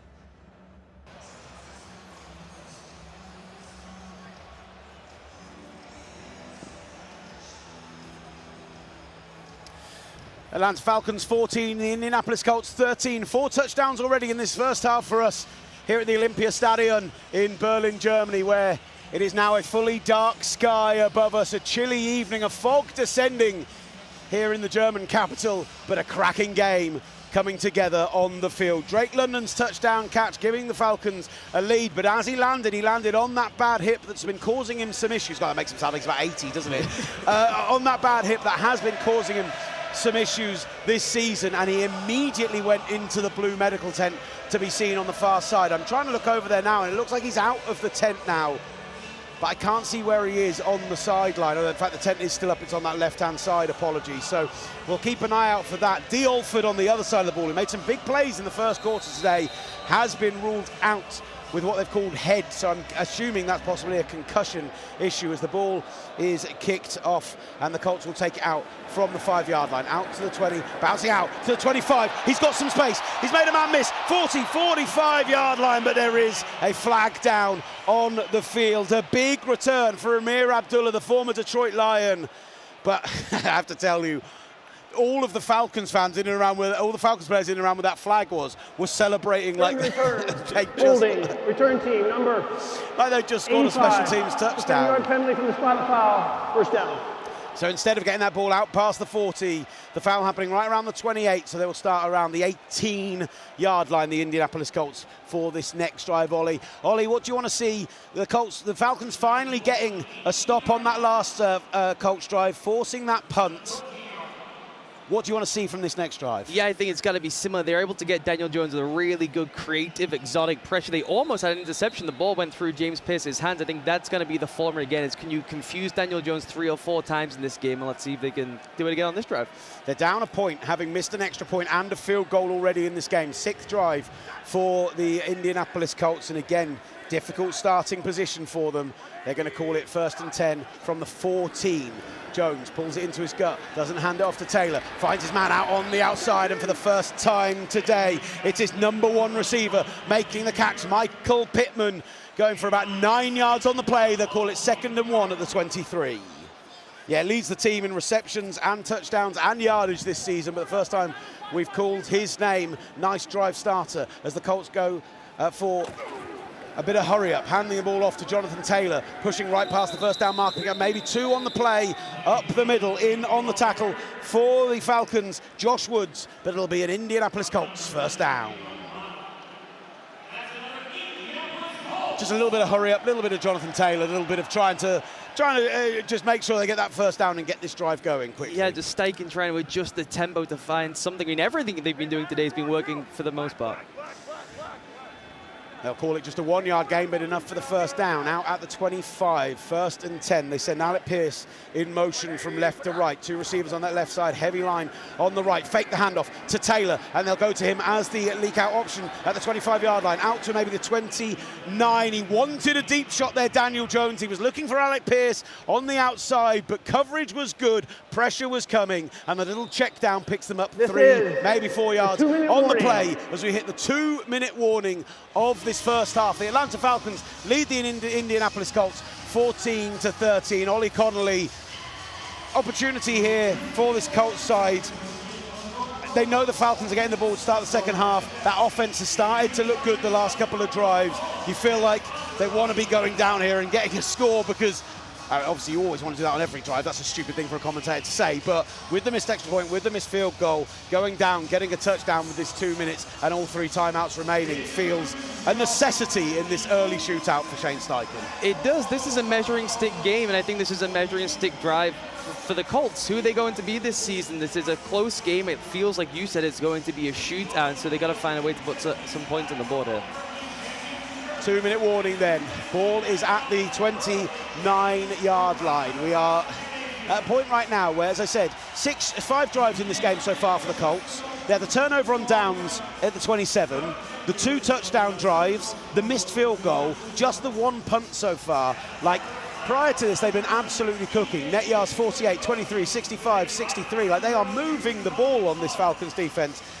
That stop on the last drive, really the first time they've turned up, and as much as I say the Colts want to go down and score, I'd love to see the Falcons throw some more exotic fun stuff at them. Like, that's when this defense is great fun, right? Yeah, that's their only path, honestly. They are so boom or bust, and it is all reliant on sending all-out pressure all the time. That's just the way that they are living it. It's a high-variance defense. It is boom or bust. But to win this game, I don't think they're going to be able to slow down this Colts offense for 4 or 5 consecutive drives. It's going to have to be trying to generate some kind of turnover, and that's why you embrace the chaos and the funkiness and the stuff we love. Just the 2 quarterback hits in this game so far, Zach Harrison and Caden Ellis with those. They did give Harrison that sack earlier for the 1-yard loss that they had. So they did give that to him. And he's also the man who forced the fumble on that play with then went out of bounds. So, you know, it's not the big names necessarily that are turning up right now, but Caden Ellis is that kind of linchpin piece, not in like a Jalen Petrie way in that, like, he's doing brilliant stuff every down and absolutely makes the defense sing. Sometimes he's missing tackles, sometimes he's in the open field and making mistakes, but he just seems to be in and around the ball every play, and they seem to do fun stuff with him all the time. Yeah, he's the physical embodiment of the defense, where some of the plays are really, really bad, and he's got poor technique and he's a little disciplined. Some of the plays are really high-end. He is the move piece who bounce around the formation. When they get creative, it's usually because of Ellis. Well, right now, Ellis is lining up on the line of scrimmage on the outside. They're showing pressure on this 2nd and 6 from the 29, coming out of the 2-minute warning. They split to an empty backfield. Daniel Jones in the pistol on this occasion. Stomps his foot, looking for it.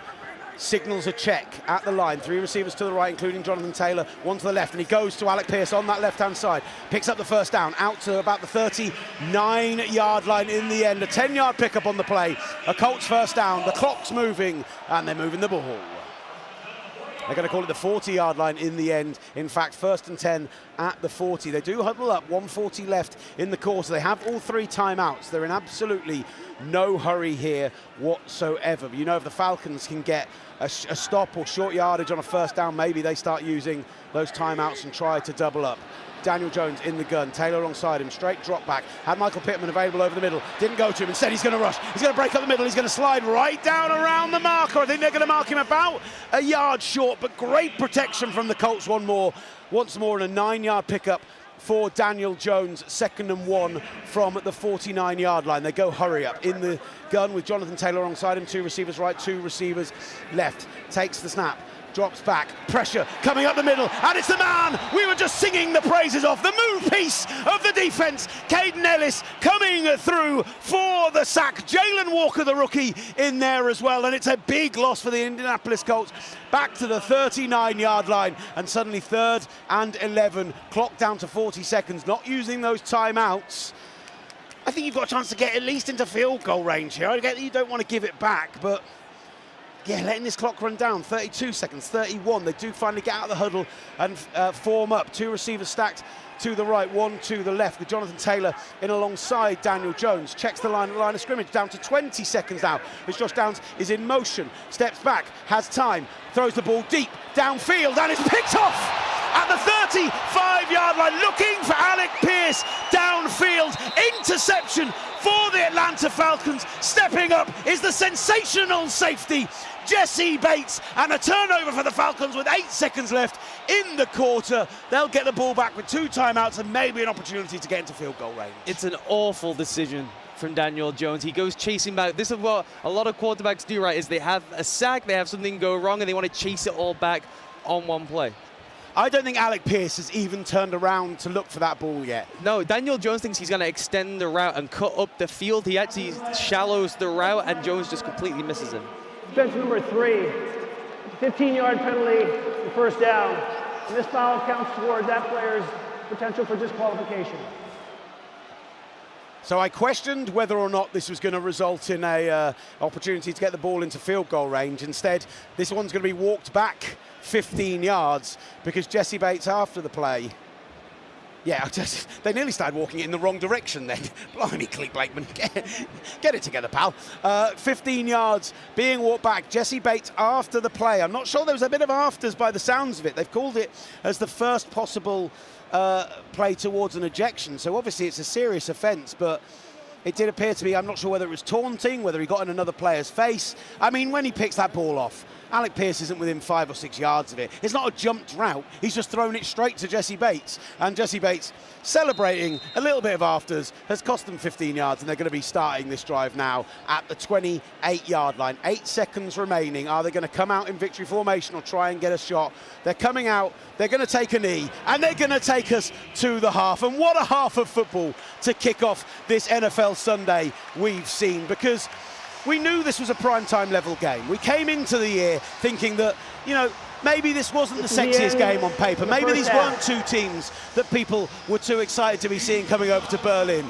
The Colts, one of the surprise teams of the year. The Falcons' defense absolutely stepping up in a big fashion, and they have delivered a barnstormer for us in that first half. Touchdowns either side of the quarter for the Falcons, answering to 2 for the Indianapolis Colts. Jonathan Taylor going in on the 1-yard plunge. Alec Pearce on the 39-yard strike at the other end. Tyler Algier and Drake London going in for the Atlanta Falcons. A missed extra point for the Colts and a missed 53-yard field goal mean that still the Falcons hold a 1-point lead, 14-13. But Will Varney, as we hit halftime, as we wait for the Kid Leroy, we've been delivered a lot of fun in this first half. No, Berlin has been lucky indeed. The Falcons and the Colts chosen to put on a show. The Falcons with a 14-13 lead at the break. You mentioned there, Will, a crazy first 7 minutes of the game where the Colts couldn't convert on 4th and 2.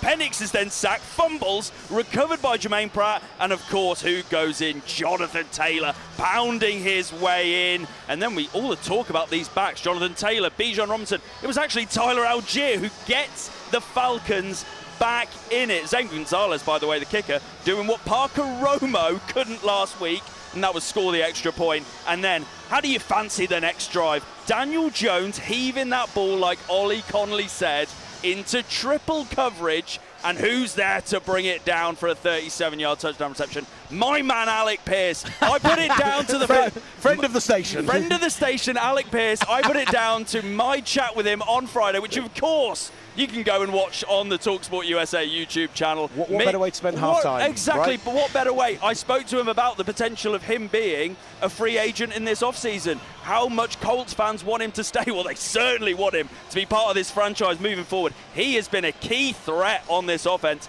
in that first half. And then, look, the Falcons, they go on offense, and Drake London up against linebacker Jermaine Pratt. Who do you think won that battle? Well, I can tell you it was Drake London. Pitch and catch from Michael Penix Jr. Gets into the end zone. And then when the Falcons need their defensive stars to step up in a big moment, you heard it from Will, the safety Jesse Bates just does that at the half. 14-13 lead for the Atlanta Falcons. Alongside me, Mr. Ollie Connolly. Ollie, look, what a first half it's been. I mentioned that craziness that we saw in those opening 7 minutes, but have you seen the Colts offense? Are we maybe seeing some of those struggles that we saw last week? Are they being highlighted once again? I think what we're seeing is Daniel Jones making poor decisions. And he's made some really good ones in this game where he's turned down throws and taken off with his legs and extended the play. But we've also seen a couple of really sloppy decisions from Daniel Jones. And we're just not used to seeing him in the Colts offense make poor decisions. Last week we saw that for the first time. There was all the turnovers, and we've seen a repeat of that today. And what about the Falcons offense? This is an offense that has had its struggles. Look, getting Drake London involved, their star wide receiver. Look, what have you made of the decision-making from Michael Penix Jr., and how do you think they can take that into the second half? Their whole identity is to find Jermaine Pratt, ID Jermaine Pratt on the football field and attack him, and Jermaine has had some good plays himself, and so it's been a fun matchup. Whenever you get Drake London on Jermaine Pratt, it's going to be easy money. It's been a fun matchup. It's been a fun game. Like I said, Berlin has been handed a treat in the German capital so far this afternoon. The Falcons with the lead at halftime, 14-13. The lights have dimmed. We've got phone lights blinking around the stadium here as the Kid Leroy is on the Olympic steps with his halftime show here in Germany. Flashing red lights. And look, this venue has been phenomenal so far. It is cold in here, don't get me wrong. I wish I had a pair of gloves. You can feel that breeze coming through the Olympic steps, but what a first half we have seen. Here on TalkSport 2. As Will Gavin hands me a pair of gloves. Yeah, thank you. They will come in handy. I can't operate my computer and stuff with them, so I'm just going to have cold hands. Although somebody on our live stream did say that they were in Minnesota and it's 25 Fahrenheit there, which is right around 0. So positively balmy here in Berlin by comparison. Yeah, maybe we should quieten down then. Look, I'll take these gloves for half-time and hand them back to Will for the start of the second half, where he'll be alongside Ollie Connolly to bring you that drama here at the Olympiastadion. Just a reminder that over on TalkSport right now, Game Day Live with Sam Matterface taking you around all the Premier League action that is going on. Some phenomenal results right now. Aston Villa with a big 4-0 win at Villa Park over Bournemouth. Brentford, it's the final stages at the G-Tech. Brentford leading Newcastle United by 3-1. It's a draw in the Eagles versus Seagulls derby between Crystal Palace and Brighton. And then Nottingham Forest, a big win for them at the City Ground. The Forest beating Leeds United 3-1 in the 97th minute, so a big win for Sean Dyche. Just a reminder, by the way, TalkSport Breakfast tomorrow, a big Premier League manager paying Jeff and Ali a visit. Daniel Moyes. Daniel, I'm getting Daniel Jones mixed up, goodness me. David Moyes, the Everton manager, after their big win this weekend against Fulham, 2-0 win. Toffee's manager going to be stopping by on TalkSport Breakfast. You can hear that and more from the guys from 6 a.m. tomorrow morning over on TalkSport. Sam and Alex Crook about to get underway at the Etihad. What a big game that is for Manchester City versus Liverpool. What a big game this is. All the drama of the second half to come here on TalkSport 2, where at the break, the Atlanta Falcons lead the Indianapolis Colts 14 points to 13. Thank you, man. Leave our mics on for a moment. Quick shout out, if he's still watching, for Greg, who has been commenting in the stream and said we need more Will Varney in our lives. I mean, if you want a 3-man booth it for the second half, Will, and just be involved, just do it. Like, why not? Yeah. Now, look at him. He's so nonchalant. He's so cool. Look, I'm very modest. I'm very modest. Nah, that's not what you need. You need an ego, pal. Look at this guy. In fact, that's a point. If we sent commentary clips over to Ben yet, he sat right there.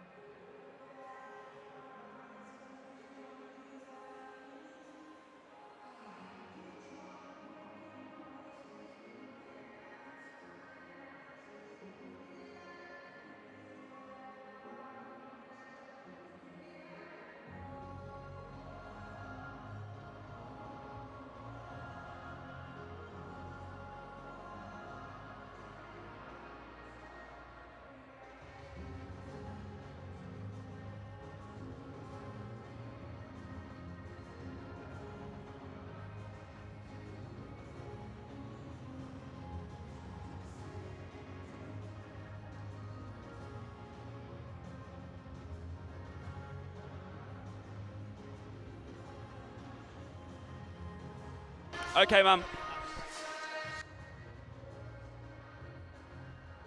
I may hold off on the Kendrick Bourne. Just be ready, but I think I might do the plug, but hold off on it. All good, mate. Do you want to come out with the highlights?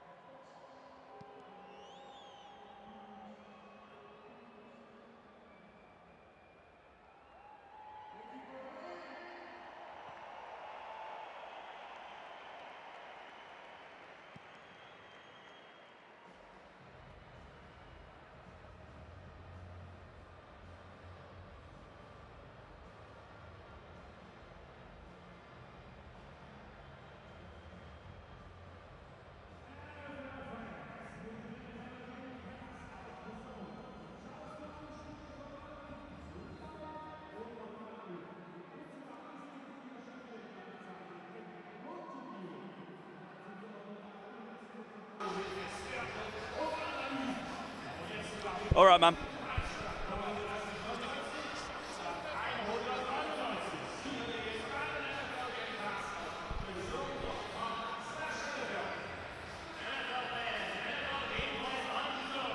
And that is how it sounded here at the Olympiastadion in Berlin. What an absolute cracker of a first half we've been able to bring you. Tightly poised here in the German capital. The Falcons leading the Colts 14 points to 13. The team starting to head back out. We've just had the end of the Kid Leroy's half-time set here in Germany. He did play stay, but he didn't bring out Justin Bieber. Come on, what are you doing? But look, it was a great performance either way, a real tone setter for this crowd. And like Will has mentioned on commentary, the lights are really dim now. The black sky, the headlights illuminating this field. Let's see if any stars can show their stuff, especially on this Colts offense in the second half. Work for Daniel Jones, Shane Steichen, and this offense if they are to move to 8-2.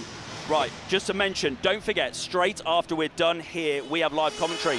Here on TalkSport 2, the Jacksonville Jaguars, they're going to be taking on the Houston Texans from 6 p.m. Nat Coombs in the studio bringing you that one, as well as all of the early slate scores. Every touchdown, Nat will keep you across. And that's not all, as like I mentioned earlier on, we've got live coverage of the PGA Tour Golf this evening, but we've got a treat for you. We're going to be bringing you the second half of the LA Rams up against the San Francisco 49ers. It may well be the game of the day. Look, the NFC West, such a highly competitive division. The Rams and the 49ers both setting their sets firmly on a playoff spot come the end of the regular season. 6-3 49ers, they're home to once again come out on top against their divisional opponent after last month's thrilling overtime victory. Look, Will, before we get kickoff back underway, I have to come to you. Don't come to me. I've got to come to you. Look, 49ers. earlier on this week, you spoke with Kendrick Bourne. It's a fascinating interview. A lot of fun you guys had as well. Definitely implore people to head over to the TalkSport USA YouTube channel to catch that one.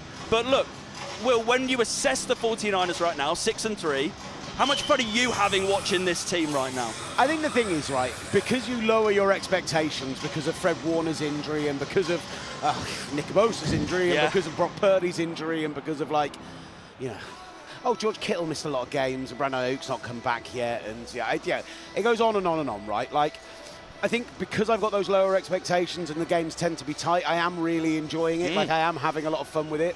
At the same time, you just know that there are those games, like the Texans game, where they just got completely outmanned by that Texans defense, where it really showed up that they didn't have what they're, like, even with McCaffrey, even with, like, the line being relatively healthy. And actually, I thought last week having the guard spots back and healthy and Burford back made a big difference, and that's a little bit of hope for me ahead of this Rams game. But honestly, after a couple of whiskeys last night, I said to Ollie Connolly that I think the Rams are the best team in the NFC and maybe the best team in the NFL. Well, we had a treat, didn't we, watching the Rams take on the Jags. Look, we said it sometimes when you watch stars play, it just leaves you in awe. I felt like we had that with Matthew Stafford. What trajectory do you see the Rams on right now? Is this a Super Bowl contender? Yeah, I think they've got the perfect championship formula, which is always, can you get home with 4 pass rushes, and they can do that as well as anyone in the NFL? Can you sustain drives, and can you create turnovers? Those are the 3 things that win you a Super Bowl title. And then do you have, to your point,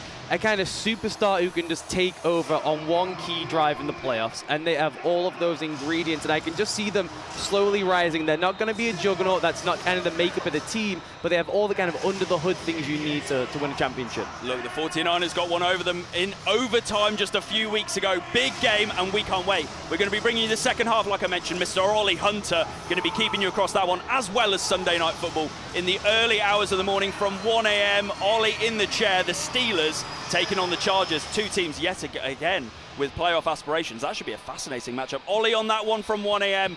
But here in Berlin, the team's back out on the sidelines. The atmosphere being ramped up. People returning to their seats from the concourse. Let's have some fun, shall we, in this second half. Are the Colts going to be moving to 8-2? Or could they potentially be having back-to-back defeats? It's a tough one for Daniel Jones and Shane Steichen. They've got to work it out. They've had time at halftime. Let's see if that message translates to onto the field. Let me leave you in the very capable hands of your commentary team. The former NFL scout Ollie Connolly is alongside our very own Mr. Will Gavin. Thank you very much, Will. And I think Will should join us for some of the second half as well. Get involved in the three-man booth. All right, I'm going to stand up now. I've had my rest. I've had my sit down. Let's get going. This energy in this crowd needs to pick up. It's fascinating. Will kind of described this stadium perfectly. It's that kind of... now the sky is completely dark outside. Now you can't even see out of the gap at the far end of the stadium where the Olympic torch previously stood. You feel right now like you're at the centre of the world. Yes. Like you feel like there is nothing beyond this bowl, this horseshoe, if you will, as the Colts kick the ball off, and it's brought out by Jamal Agnew, out to the 30, down to the 31-yard line, and the Falcons offense up a point on this game will get us underway. Like, obviously out in the States, this is morning, this is early, this is, you know, we've got 3 more windows of football ahead of this, but right now this feels like everything. And to these two teams, from a Falcons perspective, you look at the teams they've got after this, the Panthers, the Saints, the Jets over the next 3 weeks. Win today, you could go on a tear and suddenly find yourself back in the playoff hunt. For the Colts, they drop this game after they've been so good this season already and get back-to-back losses. You've got the bye, then you've got the Chiefs. Like, this feels like one of the most important games of the season for both of these franchises, and so far it's been an absolute stunner. It's been cracking. I agree with you. I think it's such a pivot point for both teams. I think particularly the Colts, having had the difficult defeat to the Steelers last week, and then with the schedule coming ahead, they got to find a way to close out and win this game. And out come the Falcons offense. They'll be starting this drive from the 31-yard line, 1st and 10. Penix in the pistol. Back in behind him is Tyler Algier. 2 receivers to the left, one of which is Bijan Robinson, but he hands it off to Algier. Bouncing outside to the numbers. Gets out to maybe the 34-yard line. They'll give him about a 3-yard pickup on that one, and that'll be 2nd and 7 at the 34. Ollie, there's a man down on the play. I'm trying to see who it is. It might be, and I don't want to guess these things, but it does look like it's Grover Stewart who's down on the play. And yeah, I mean, down, trainers out, players wheeling away. He's made a few big plays in this, and that defensive line has, for the most part, been holding their own. Yeah, Grover Stewart is like the textbook nose tackle, and with DeForest Buckner already out, it would be a huge loss if he's done here. There are a few players taking a knee around him. Adebare has taken a knee, as has Lautulatu, for their brother on that defensive line. Clapping around the stadium to encourage him back up, and he does pop back up and make his way off to the sideline under his own steam. Certainly scary for a moment, but the trainer's walking off with him, and he is walking off, as I say, under his own steam and looking relatively healthy for doing so. So a scary moment averted, and we can turn our attentions back to this Falcons drive. I saw a stat at half-time. Drake London and Michael Penix. Since Michael Penix's first start back in week 16 2 years ago, last year, no receiver and quarterback have had more yardage in that time. They've gone over 1,000 yards in their connection. Now, of course, you can look at the fact that Joe Burrow's gone down and the Vikings have had a bit of a rotating situation. So some of those real key superstar number 1 receivers haven't had somebody consistent. But I think Drake London is a guy who maybe we don't talk about in that very top tier. Maybe we just position a little below those guys, and this year has looked like a top tier receiver. Yeah, and it's the damage he can do inside the formation as that power slot. When they're able to move him around, they can get him into all these different favorable matchups where he's catching passes on these smaller slot corners. Last week against New England, today it's catching one out of the slot matched up on a linebacker. Yeah, and I mean, probably the only guy you'd consider the same kind of power slot who put in that top 5, top 6 guys is CeeDee Lamb. I think a lot of the time people don't get that much appreciation if they're not a classic X on the outside, lining up, going its number 1 corner on every single drive. This guy is getting the number 1 corner matchup, having to move around the field with him wherever he's going, and Sauce Gardner is doing that today. Yes, and London, to me, is just one of the best when the ball is in flight receivers in the game. Does he have quite the juice off the ball that the real superstar dynamic guys have? That's where you have Justin Jefferson and Chase and all the superstars in the league. I think people really buy into that initial sudden speed. Once the ball is in the air, he's as good as anyone in the league. Right, taking the time off the injury timeout, a full TV timeout ended up being taken for that one, though he did manage to get up and get off the field. The ball is spotted at the 35-yard line. They do call it a 6-yard gain in the end, 2nd and 6 with a respot as the Falcons huddle up. They break the huddle. 4-man front from the Colts, overloaded to the right-hand side. Heavy line for the Falcons. Penix, I almost shouldn't have to tell you at this point, in the pistol. Tyler Algier behind him. Bijan Robinson going in motion on a little jet sweep, but he goes for a shot. Downfield, finds his man, out past 50, 45-40, tackled out of bounds by Cam Bynum. It's Kyle Pitts, the big tight end, the big catch for him, over 500 yards for the season, and he gets out to the 40-yard line for a Falcons first down in Colts territory. A really nice design there from Zach Robinson. A lot of movement, a lot of motion, and then being able to find Kyle Pitts in space. 25-yard pickup, and actually Cam Bynum forcing him out of bounds there. He was the last man. When he initially didn't look like he was going to make that tackle, I thought Kyle Pitts was going to the house. Right, 2 backs in the backfield, and Algier and Bijan Robinson offset. And Drake London now coming in motion. The ball is handed off to Robinson, who takes a step out to the outside. Initial tackle, breaks it, gets out past 35, down to the 30. First down, Falcons, 10-yard pickup. Bijan Robinson, they had a chance to take him down with a 1-yard loss. Nick Cross coming across that line, and Bijan makes him miss and makes it count. You can't tackle him. You can't stop him. I don't know what to tackle. What on earth are you meant to do, Ollie? No, he just can apparate from place to place. You think you've got him. He can decelerate as well as anyone. He can explode as well as anyone. He's just the best all-around football player, I think, in the league. They're playing him as a wide receiver on this drive because he split out wide right with Drake London, with Algier in the backfield again. Mooney out left and Pitts also on that right-hand side. Ball goes to Algier in the gut, out to the 26-yard line, down to about the 25, gets a 5-yard pickup on that first down, and that'll be 2nd and 5 from the 25. The Falcons moving the ball nicely on this drive. And they're really a matchup-based offense, right? They got all these difference-making style blend of players with Kyle Pitts like a receiver, Bijan like a receiver. They're trying to hunt for the right matchup and figure out what they can get on source. Algier alongside Penix in the backfield, straight drop back under some pressure, gets the ball out to the right-hand side. It's a little bit short of Kyle Pitts and falls incomplete. The pressure coming up the middle from Kwity Paye, another name we've not called a lot today, but he gets right into Michael Penix's face, gets the quarterback hit, and forces a 3rd and 5 at the 25, and another opportunity for this crowd to get loud.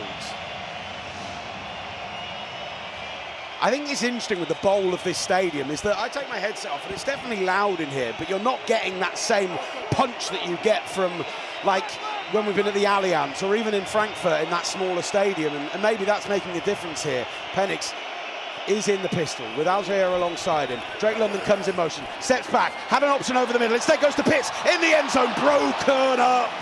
Really nice coverage from Jalen Jones, and it'll be a 4th and 5 at the 25, and the field goal team come out onto the field. Trying to take a shot, getting Kyle Pitts matched up on a corner. I'm not sure that is necessarily the matchup I would have looked at. I mean, I think Kyle Pitts is a guy who we think of because of his size, because of his speed, because of his draft pedigree, as somebody who should go and win those one-on-one matchups. So that's the problem. And outside of a sensational kind of first 8, 9, 10 games of his rookie season where he caught a lot of balls but not a lot of touchdowns, I'd say overall probably a disappointment up until this point in his career. It will be a 44-yard field goal. Ball is down, Zane Gonzalez, ball is up, and it is good. The Atlanta Falcons extend their lead, 4 points now over the Indianapolis Colts, with a drive that stalls right at the 25-yard line, but with Zane Gonzalez's 44-yarder, the Atlanta Falcons lead the Indianapolis Colts 17-13, with 12:26 left in the 3rd quarter. Live and exclusive here on TalkSport 2.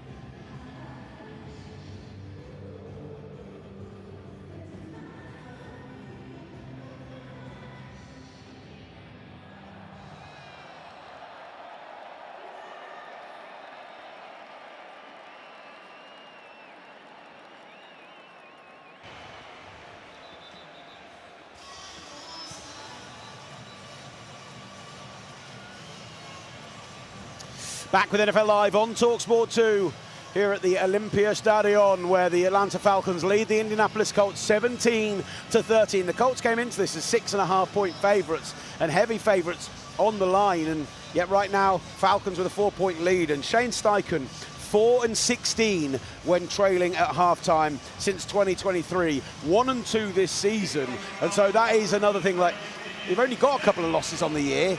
If both of them have come when you're behind at half-time, that's another thing this Colts team are going to have to show against this Falcons defense, that they can get things going. As we set up and get ready for the kickoff, I was ready for you to come in there, Ollie, and then I saw the referee giving us the wind, and let's get things going. Right near the Hertha Berlin, as they kick off, you can still see the centre circle right around that 40-yard line as it's taken at the 5, out to the 25, bounce the outside, 30, 35, nice, 40, 45, 50, really nice return on the outside for Ashton Doolin. And the Colts will start this drive with their second best field position of the day. Only the turnover was better. They'll be right around the 40-yard line. And I think the stat you were reading before tells you that when they're just in an obvious drop-back situation, they become a drop-back offense because they're trailing a game. It's where they struggle. If this game stays close and it's a run-pass conflict all the time, they're the best offense in the NFL. It's a wild swing between the two. They're going to say that they're going to say he stepped out right at the 44-yard line, and we're hearing a little bit from Daniel Jones making a call as he gets down under centre, sends Doolin in motion. Tries to draw them offside, stomps his foot, sends Michael Pittman now, fakes the handoff, pressure coming off that left-hand side, goes to the check down to Taylor. He's in miles of space, down to the 40, 35, 30, 25, 20, huge pickup on the play, picking up 24 yards for Jonathan Taylor on the little check down, and they'll be down into the Falcons' red zone. Indianapolis Colts first down. The acceleration there was remarkable. He just left Josh Woods completely in the dust. Honestly, when he catches that ball, you think, right, it's going to be a tackle, it's going to be a 6 or 7 yard gain, and he just bursts. It's incredible to watch. And he's back into the backfield alongside Daniel Jones. Josh Downs now sent in motion from left to right. Michael Pittman tight to the line on the left, and Tyler Warren on the right, on the far side. Jones dropping back. Jalen with a chance. Ball comes out. Ball goes down. Daniel Jones sacked for a loss. Flags coming in. It's Jalen Walker in on the play. And I think this is going to be a hold against the offense on top of it. That's going to go down as a sack and a forced, well, maybe not a forced fumble. He seemed to just drop the ball, Daniel Jones. But a big loss for the Colts. Play stands at second down. They're going to say no foul on the play, but instead it will be a huge 11-yard sack of Daniel Jones, who did drop the ball on the play as well. Just watching it back again now as he steps back. Pressure comes off that left-hand side. Then Jalen Walker comes bursting through. He tries to get the ball out and throw it, but I don't think it's touched. It just releases it and it comes out.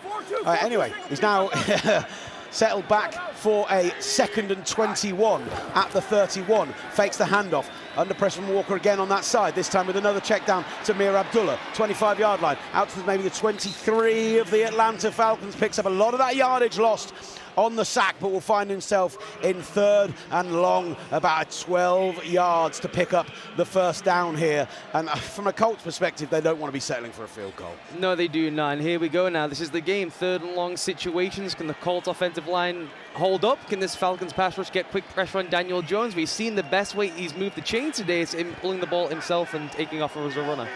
Yeah, Daniel Jones having a great day on the ground so far, and he's in the gun with Jonathan Taylor alongside him. 2 receivers to the left, 1 receiver to the right. Bit of noise from the Falcons fans in this crowd. Jesse Bates showing blitz off that left-hand side. There are 8 down on the line. He drops out to Jonathan Taylor. Ball is out. Fumble.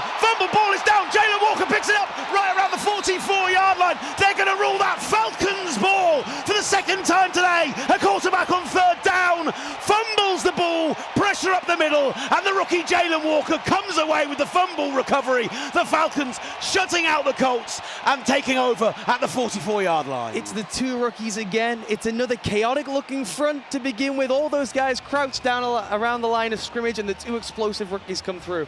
There were 8 down on the line, and I'll tell you what, I mentioned Jesse Bates stepping up and showing.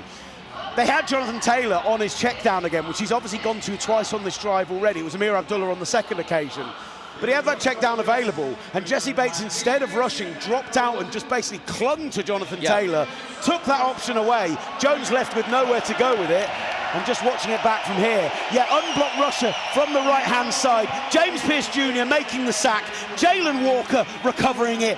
2 rookies, 2 first-rounders coming together at the quarterback and making a big play for the Falcons defense. And this is where we thought the Falcons had a chance. The problem the Colts have is their tackles, who are good tackles. They are not superstar tackles, but real legit speed gives those guys problems. And these rookies, if anything, are so explosive off the ball, and it was the same with Pittsburgh last week. It's the first lost fumble of the season for Daniel Jones. It's actually a 3rd fumble of the day for him. He had the one that went out of bounds earlier and the one on the previous sack play. So this has been an issue for him today, has been handling the ball. But he went from a position of having a sensational year so far, not turning the ball over, just the 1 interception. Last week, 5 takeaways from that Steelers defense. A couple of them admittedly arm punts, chasing the game, you know. You've got to give him some situational leeway on that. But with these fumbles as well, I don't know. I don't want to go down the has the carriage become a pumpkin route, because I feel like a lot of people have chased that narrative this week. And they have moved the ball well on a few drives. The missed field goal being part of that as well. But that is a huge loss there. When James Pierce comes off that side, he tries to make a play, he tries to turn, he tries to do something, and instead tuck the ball, accept the sack, maybe have a long field goal, probably a punt, but at least live another day. Yeah, live to play another down. The old Peyton Manning just roll to the floor and we'll kick it and we'll keep it moving on. I mean, what they've avoided all season is just the disaster plays that has not been a part of the offense all season long. We've now seen for 2 weeks in a row, even when they can move the ball sustainably, we're getting more of those negatives. That's very funny scene going on the stairs right now. They're giving away a jersey to a fan, like it's like a prize giveaway thing, and they're running through the stands. I think it actually might be like a jacket, like a Letterman jacket style, and they're running down through the crowd and handing it out to somebody. And they were showing it on the big screen, and everyone was cheering, and everyone was going, me, and whatever. And the person on the PA went, this is expensive gear, by the way. So I'm not sure the NFL want you saying that. It's high-quality gear is what you mean. Right, Michael Penix starting from the 44 with a 4-point lead and a chance to extend it. In the pistol, sends Drake London out to the far right-hand side. Hands the ball off. Bijan Robinson, stretch play, leaps over a man, gets down to about the 47-yard line. They're going to mark him at the 46, in fact, and call it a 2nd and 8. I should probably, on these drive starts, just say they're out. Bijan Robinson, this is going to be a stretch play. Yeah. Like, it's the same play every single time. I mean, the Colts read it well there and only stopped a 2-yard gain, but come on, let's mix it up, gents. Fake handoff this time. In fact, they do, and rolling out with lots of time. Looking for Darnell Mooney downfield. Very sticky coverage from the linebacker, Jermaine Pratt. And that goes incomplete and brings up a 3rd and 8 from the 46. Feels, Will, like you're calling the same play here over and over again. It is zone stretch run, then it is fake zone stretch target Jermaine Pratt. Yeah, and that edge, they found that matchup all day long. Darnell Mooney there, but a lot of today, despite the fact that Sauce Gardner is probably the corner who travels more than any other in the NFL, they've managed to find Drake London on a linebacker. They've managed to find Darnell Mooney on a linebacker. It doesn't come off there, but they have found the point that they want to pick on. 8-man front being shown by the Colts. Just 3 drop back into coverage. 3 receivers to the left, 1 to the right. They drop 4 out and only bring 4. Oh, and Sauce Gardner with an opportunity to intercept the ball. Jumps the route in front of Drake London, but it hits the turf. A stop. A big stop from the Colts defense, but almost a splash play for Sauce Gardner on his first game as an Indianapolis Colt. This was Lou Anarumo handing one to Sauce Gardner. It's a trap coverage. It's a really exotic initial look. So many guys around the line of scrimmage. It's designed to trap the coverage so that Sauce can get the pick. It hits him. He just can't come in with it. Oh, he is absolutely gutted as he wheels away as well, banging his hand into the ground, and the defense come up big on that drive, and they're forced to punt the ball away. A high arching end-over-end punt is fair caught right around the 12-yard line by Josh Downs, and that's where the Indianapolis Colts will start their next drive. 17-13, unable to capitalize on the turnover. The Colts are going to have to go the length of the field once more, as you're listening to live and exclusive NFL coverage with 9:40 left in the 3rd quarter here on TalkSport 2.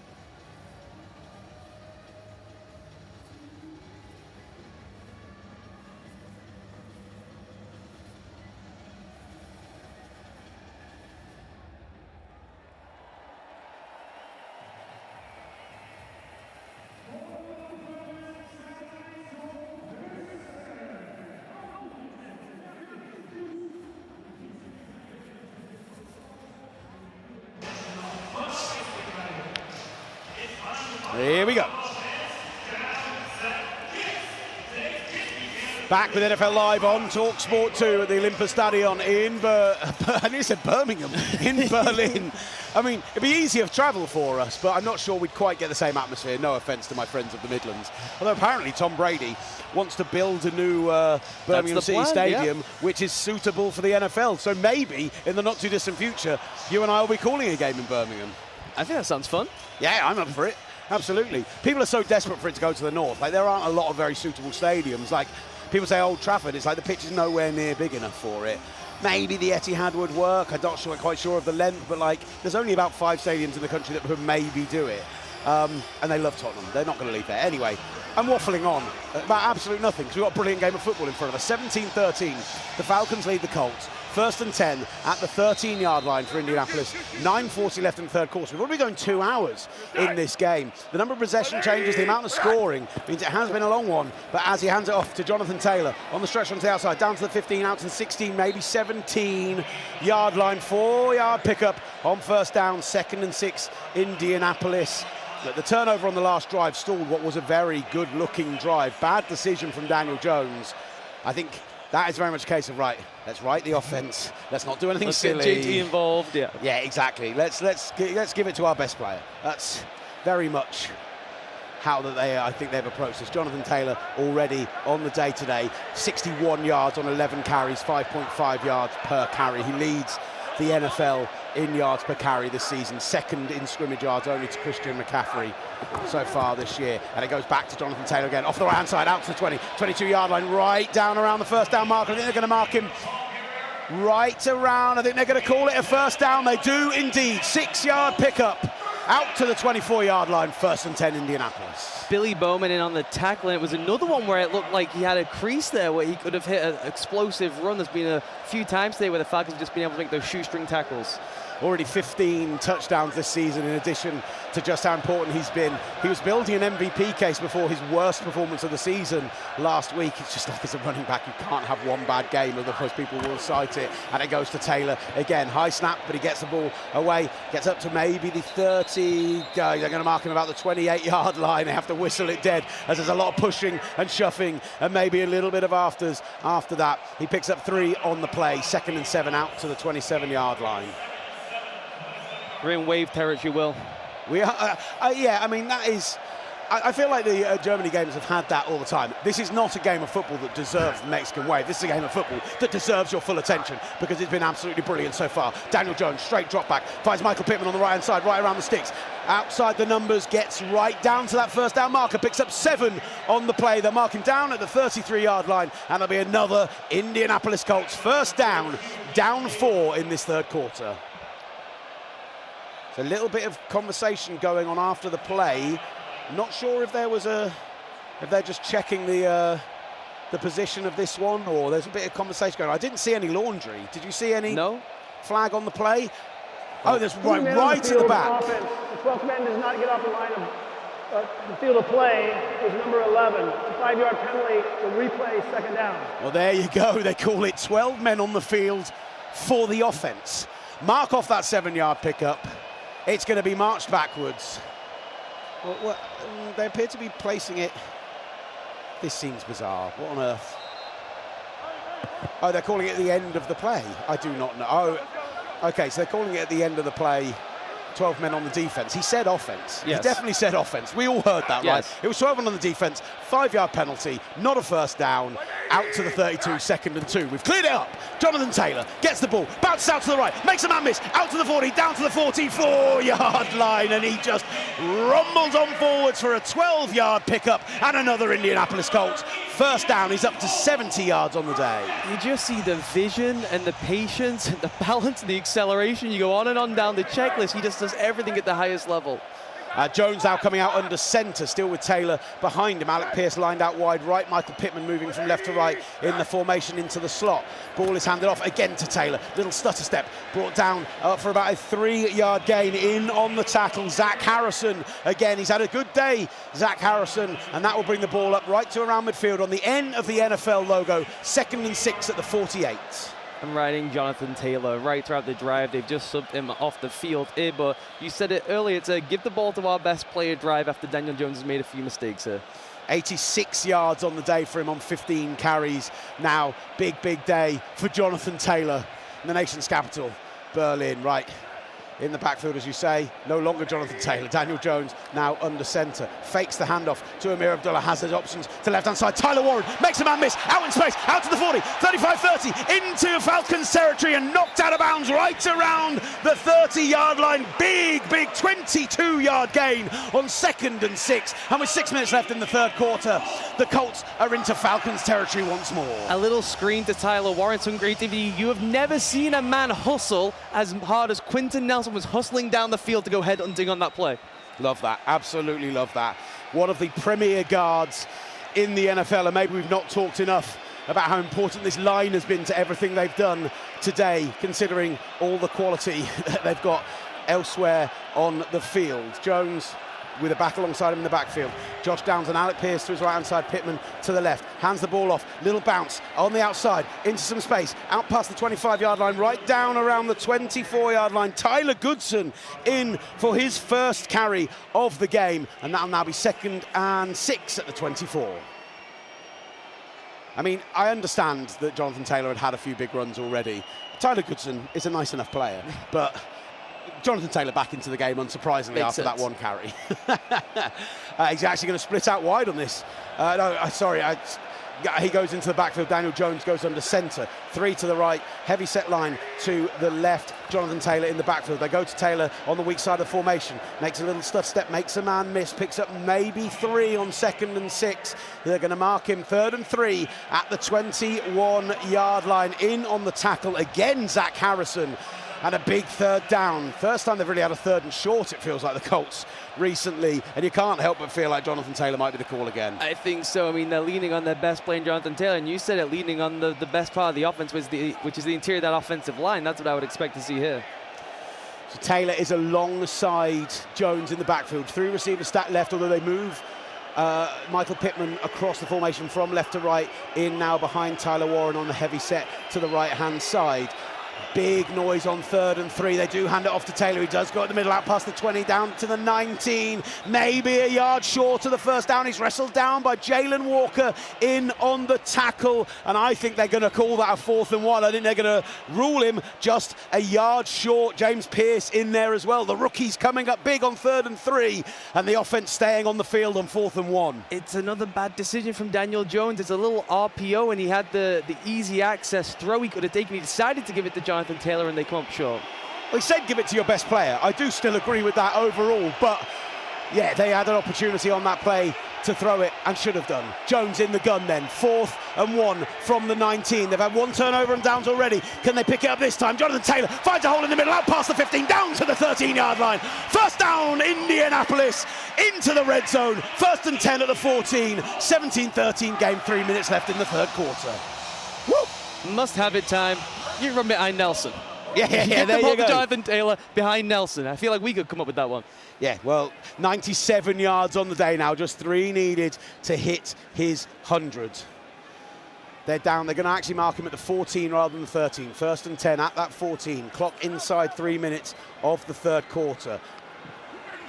It's actually going to be a direct snap to the tight end, who hands it off to Jonathan Taylor on the outside, out to the 13. Only picks up about a yard on the play. That was a direct snap to Tyler Warren with Daniel Jones lined up wide. They go for some razzle-dazzle, and they only pick up, they're calling it 2 on the play to be kind. They love to go to this wildcat set in the red zone, and yet the only point of it is to still just hand the ball to Jonathan Taylor. It doesn't necessarily need all of the gimmicks.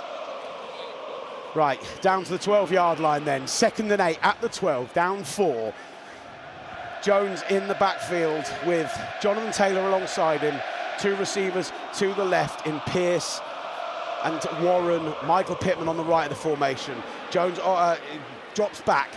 Taylor is available. Jones elects to run it instead. Out to the 10, down to about the 9-yard line. Pushed out of bounds by Jesse Bates. Picks up another 3 on the play, and it'll be a 3rd, and they're calling it 6 at the 10-yard line as we hit to 2 minutes left in the third quarter. Just good coverage downfield. Excellent Options coverage. weren't on. Jonathan Taylor was the obvious leak out in that situation, and the Falcons have figured that out now. If at the start of the play he goes, makes himself available on the outside, maybe try and cover that guy. Yeah. Right, is Amir Abdullah in for this one with Jones out in the backfield. 3rd and 6 from the 10. 6 yards for a first down, 10 yards for a touchdown. Jones with the straight drop back, looking over the middle. Instead, he's going to tuck it. He's going to run out to the 5. He's going to be about a yard short of the first down, tackled right around the 5. Hit hard as he got over the middle by James Pierce Jr. And it's going to be another 4th and 1 at the 5. And Jonathan Taylor is coming back onto the field. They're going to go for it again. It's got to be the right call after you've already done it once, You have right? to, yeah. Once you're committed, you've got to go for it again. Yeah, Daniel Jones wrapped up and taken down. They're actually going to call it. They're saying a 4th and 5 from the wide. I think that's more like the 6-yard line. This is a very long one, more like a 4th and 2, as this time Jones goes under centre. The Falcons are looking at the sneak and trying to bring pressure up the middle. They go for a little toss to the outside to Taylor. Taylor with a start step, tackled in the backfield!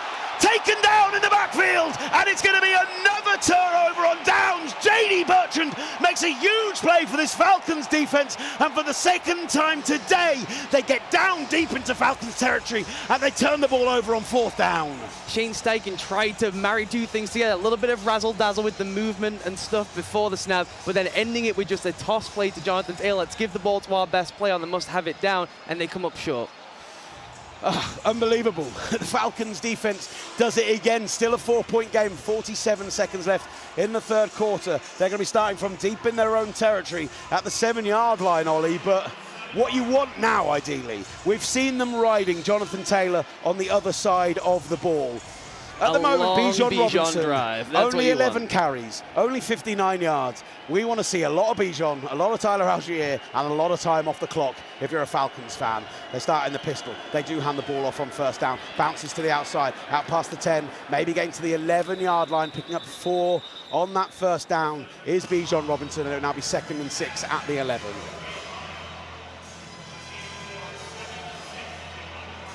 Yeah, that's where they're calling it, 2nd and 6 at the 11, and they're going quick for some reason here. No huddle from the Falcons. Maybe they just like the matchup they've got on the other side of the ball as they spread 5 wide and put Penix in the gun. He steps back over the middle. Drake London out past the 25, goes down at the 28-yard line. Soft coverage all around him. Eventually the man who makes the tackle, although I wouldn't say he was in coverage, was Jermaine Pratt, and that's a huge pickup for first down. You mentioned it, they caught them in their heavier personnel, so J.D. Tuamaloa is just out in coverage, which is not where the Colts want to be. They want him flying up the field. 16-yard pickup on that play, which ends the 3rd quarter. 1st and 10 at the 28. The Falcons will have the ball when we come back. They're up 17-13. The upset is on in Berlin, Germany. Live and exclusive here on TalkSport 2.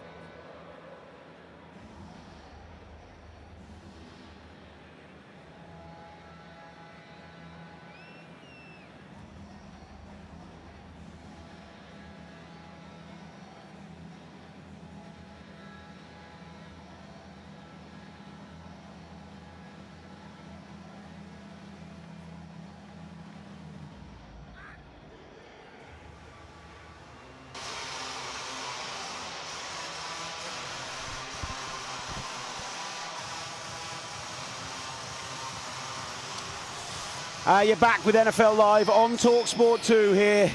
Will Gavin alongside Ollie Connolly as we go into the 4th quarter.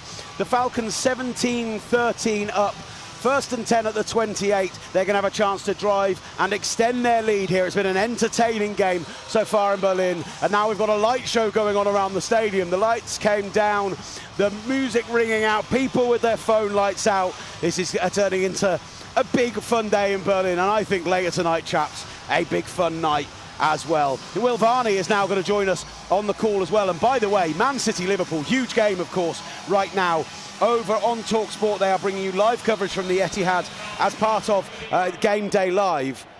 Erling Haaland has just missed a penalty. Yeah, Thank you for Liverpool letting me fan know. Ollie Connolly alongside me, love that. Penix on that first and 10 from the 28. In the pistol, sends Werner in motion, a little orbit motion, heads back, fakes the handoff to Bijan, has an option downfield, escapes pressure, then ends up just throwing the ball away. Drake London was in the area. Kwity Paye had hands on him, had a chance to bring him down, and Penix just able to wrestle himself away, throw that ball away. Good decision, Michael Penix. Yeah, look, I think for me what is making sense right now, the Colts defense is playing with a bit of a ferocity. It's playing with a bit of a challenge. Look, they're handling Bijan Robinson quite well. But look, can you put Michael Penix in decisions where he has to think? I think when he's in rhythm, he actually makes the better decisions. If you give him time to think, I think that's when we see the mistakes.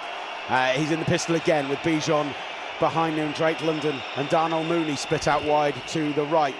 Fakes the handoff, looks to Mooney on that side, ball is low, Sauce Gardner in the area. Gardner also saying that Mooney pushed off him, but it's an incomplete, and it's going to be a 3rd and 10 from the 28, and another chance for the Colts defence to make a stand here. Defence is really turning up in the second half. Mooney also took off early on that play and should have been called for a false start, so there's a lot going on with him and Sauce Gardner there.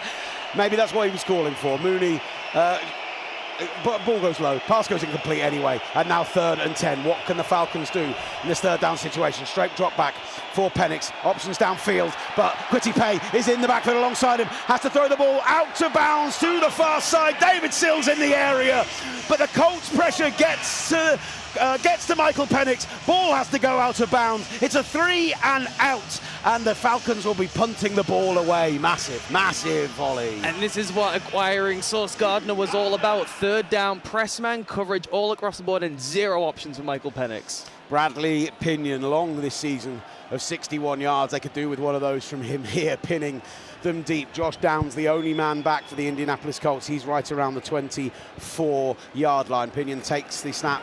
Ball up into the air. It's quite a low spinning punt right around the 25. Downs catches it out at the 28, brings it out, has a hole in the middle, out to the 40, makes a man miss outside, comes back in, 45, down to the 50, and finally tackled right around the 46-yard line of the Atlanta Falcons. A huge return for Josh Downs, bringing it 25 yards into the opposition territory, and he should have been wrapped up 4 or 5 times on that return, kept somehow escaping, and they're going to start this drive, the Colts, in plus territory. Well, look, let me just make this point right now. Did anybody want to tackle Josh Downs on that play? He's just wandering through the middle of the field. But Ollie, from your perspective, when you see the Falcons have just been given a real opportunity then, try and extend their lead, and you go on a 3 and out. Look, when I spoke to D. Orlando Ledbetter, Falcons beat reporter, just yesterday, he mentioned about this offense needs to get Darnell Mooney more involved. It feels so predictable. It's Kyle Pitts. It is Drake London. You mentioned there Sauce, though. Look, this offense, they had a great opportunity. They really did, and I think that it's still one of those ones where you want them to be more creative because they've got all these weapons that we all believe are weapons, right? And so you expect this explosion of firepower. I still do just think that running it through Bijan does make the most sense, though. I would prefer it to be a bit more creative, particularly when you know you're facing press coverage. That's a coach's time. Okay, how are you going to scheme guys open if you don't have the guys who can go and win one-on-one? I think it's getting Bijan involved and not someone like Mooney. Oh, this is giving me memories of Munich back in 2022, World Country Roads right now. Big Oktoberfest song, Country Roads. Huge in the beer halls of Munich. I'm sure huge in the beer halls here in Berlin as well. I will find out later tonight, I promise you that. We will report back on next weekend's NFL coverage. Or actually, I for some reason signed myself up to do Monday night Eagles-Packers. It's a great game, but I'm not sure that coming back tomorrow and then staying up all night is going to be the strongest decision I've ever made. But it's a brilliant game, and it's another game we're bringing to you live and exclusive on TalkSport 2. Let's let Country Roads ring out for a moment.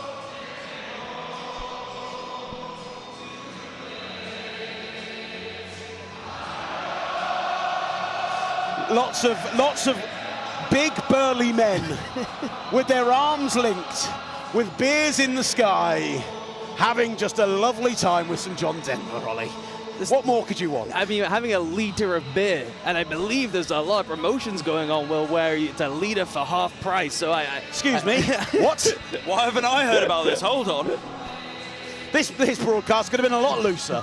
Not that we would do that, of course. 47-yard line this drive is going to be starting from. We're taking a nice long TV time out for this one because they are letting this properly ring out. Start of the fourth quarter, the Falcons go 3 and out. The Colts with a big Josh Downs return. They're going to rule him down at the 47-yard line in the end. And now Daniel Jones in the gun as the song continues.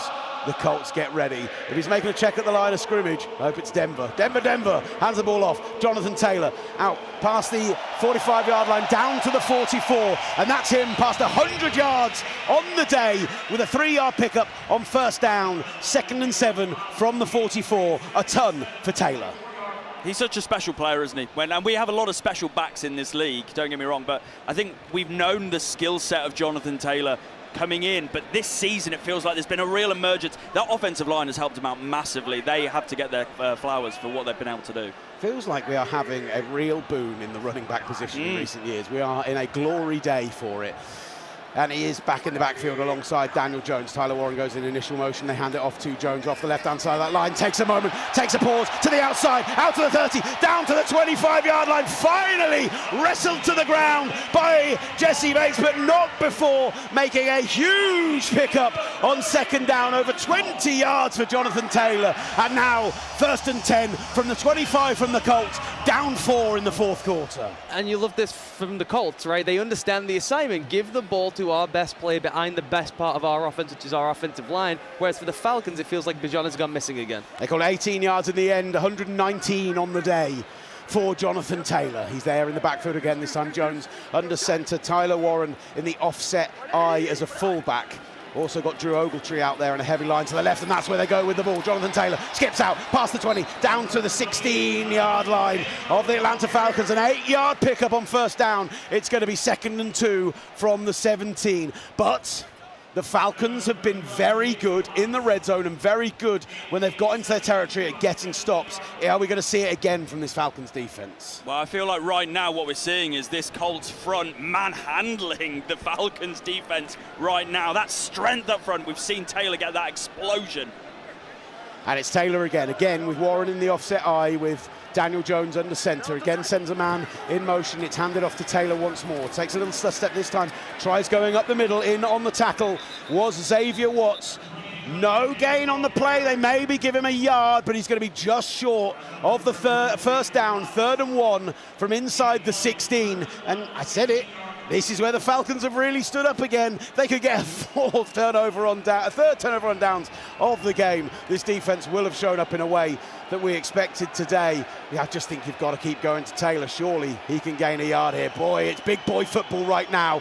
13 personnel with 3 tight ends on the field, and it's Daniel Jones. Takes the ball, rumbles forward on the quarterback sneak, and gets first down just inside the 15. 1st and 10, Indianapolis with 11:39 left in the fourth quarter. Down by 4, 17-13. This feels like Tyler Warren territory. They've been hammering away with Jonathan Taylor. You mentioned how good the Falcons' coverage has been in the red zone. If there's one guy you have who's a matchup piece, even if he's covered, it will be Tyler Warren. 4 catches for 52 yards so far for Tyler Warren today. Quietly having a very good day. The tight end, Pittman, Downs, and Pierce are on the left-hand side of that line, but they do move Michael Pittman back from right to left as a sole receiver now on the left-hand side. Taylor is in the backfield. Ball goes to Taylor again, and this time Taylor is wrapped up right around the line of scrimmage, and Brandon Dawless comes up celebrating off the back of it. It's going to be a 1-yard loss, they'll call it. 2nd and 11. Well, look, I think it's a case of commentator's curse for myself here, because I'm talking about on this drive the offensive line really standing up to be counted. And I feel like the Falcons' defensive line have heard me speak, because they have bottled up Jonathan Taylor and this offense of 2 of the last 3 drives. But like you say, they need to turn this into a touchdown rather than a field goal. Yeah, they need the points here desperately in the fourth quarter. We heard Shane Steichen's record when behind at the half. Not a positive, but they've got a chance to come from behind here. Alec Pearce on the left-hand side. Michael Pittman there as well. They send a man in motion from right to left in Ashton Doolan, and there's going to be a penalty on the play. Flag down, delay of game. Daniel Jones, as much as we've praised him so much today, in a 2nd and 11 situation with a game very much on the line, you cannot be giving up a silly pre-snap penalty like that. No, having operational issues at this stage of a game, you've got not your season on the line, but how important this game is to their season. This is who we're going to find out who the Colts are. You just can't be having operational issues like that. The play clock is all the way up at the top of the steps there, and I just wonder if that's quite difficult to see from where he is. There's not a version at ground level in this stadium. I'm trying to be kind to him. Daniel Jones in the gun now. Taylor stays in for pass protection. He's got options over the middle, and he finds one of them. Tyler Warren out past the 15 down to the 14-yard line. Wrapped up and brought down on the tackle by Josh Woods, but picks up a lot of the yardage lost on the first 2 downs, and now 3rd and 9 from the 13-yard line. They can pick up a first down if they can get out past the 5. They can score a touchdown, of course, if they can get into the end zone. And are they going to be left in a situation where they've got to decide whether to go for it on 4th down again or not? Pittman and Warren to the left-hand side. Pearce and Downs to the right. Taylor in the backfield alongside Daniel Jones in the gun. The Falcons bring pressure. They bring a blitz. And Daniel Jones is brought down. And it's Brandon Dawless. 2 sacks last week, his first multiple sack game of his career, and now Daniel Jones brought down in the backfield for a 1-yard loss. 4th and 12 at the 16, and for the first time on these deep drives, they're actually going to settle for the field goal. Huge stop by the Falcons defense. And a great call from Jeff Ulbrich on that one. A zone pressure. They're able to get a runner through the interior. Jonathan Taylor actually picked it up, and I thought Daniel Jones made the right decision. Just get out of there and try and make something happen, but he couldn't do it. Michael Badgley from 34 yards out. He's missed an extra point and a field goal already today, but this one is through the uprights, and with 9 minutes left in the 4th quarter here in Berlin at the Olympiastadion. It's a 1-point game. Live and exclusive on TalkSport 2.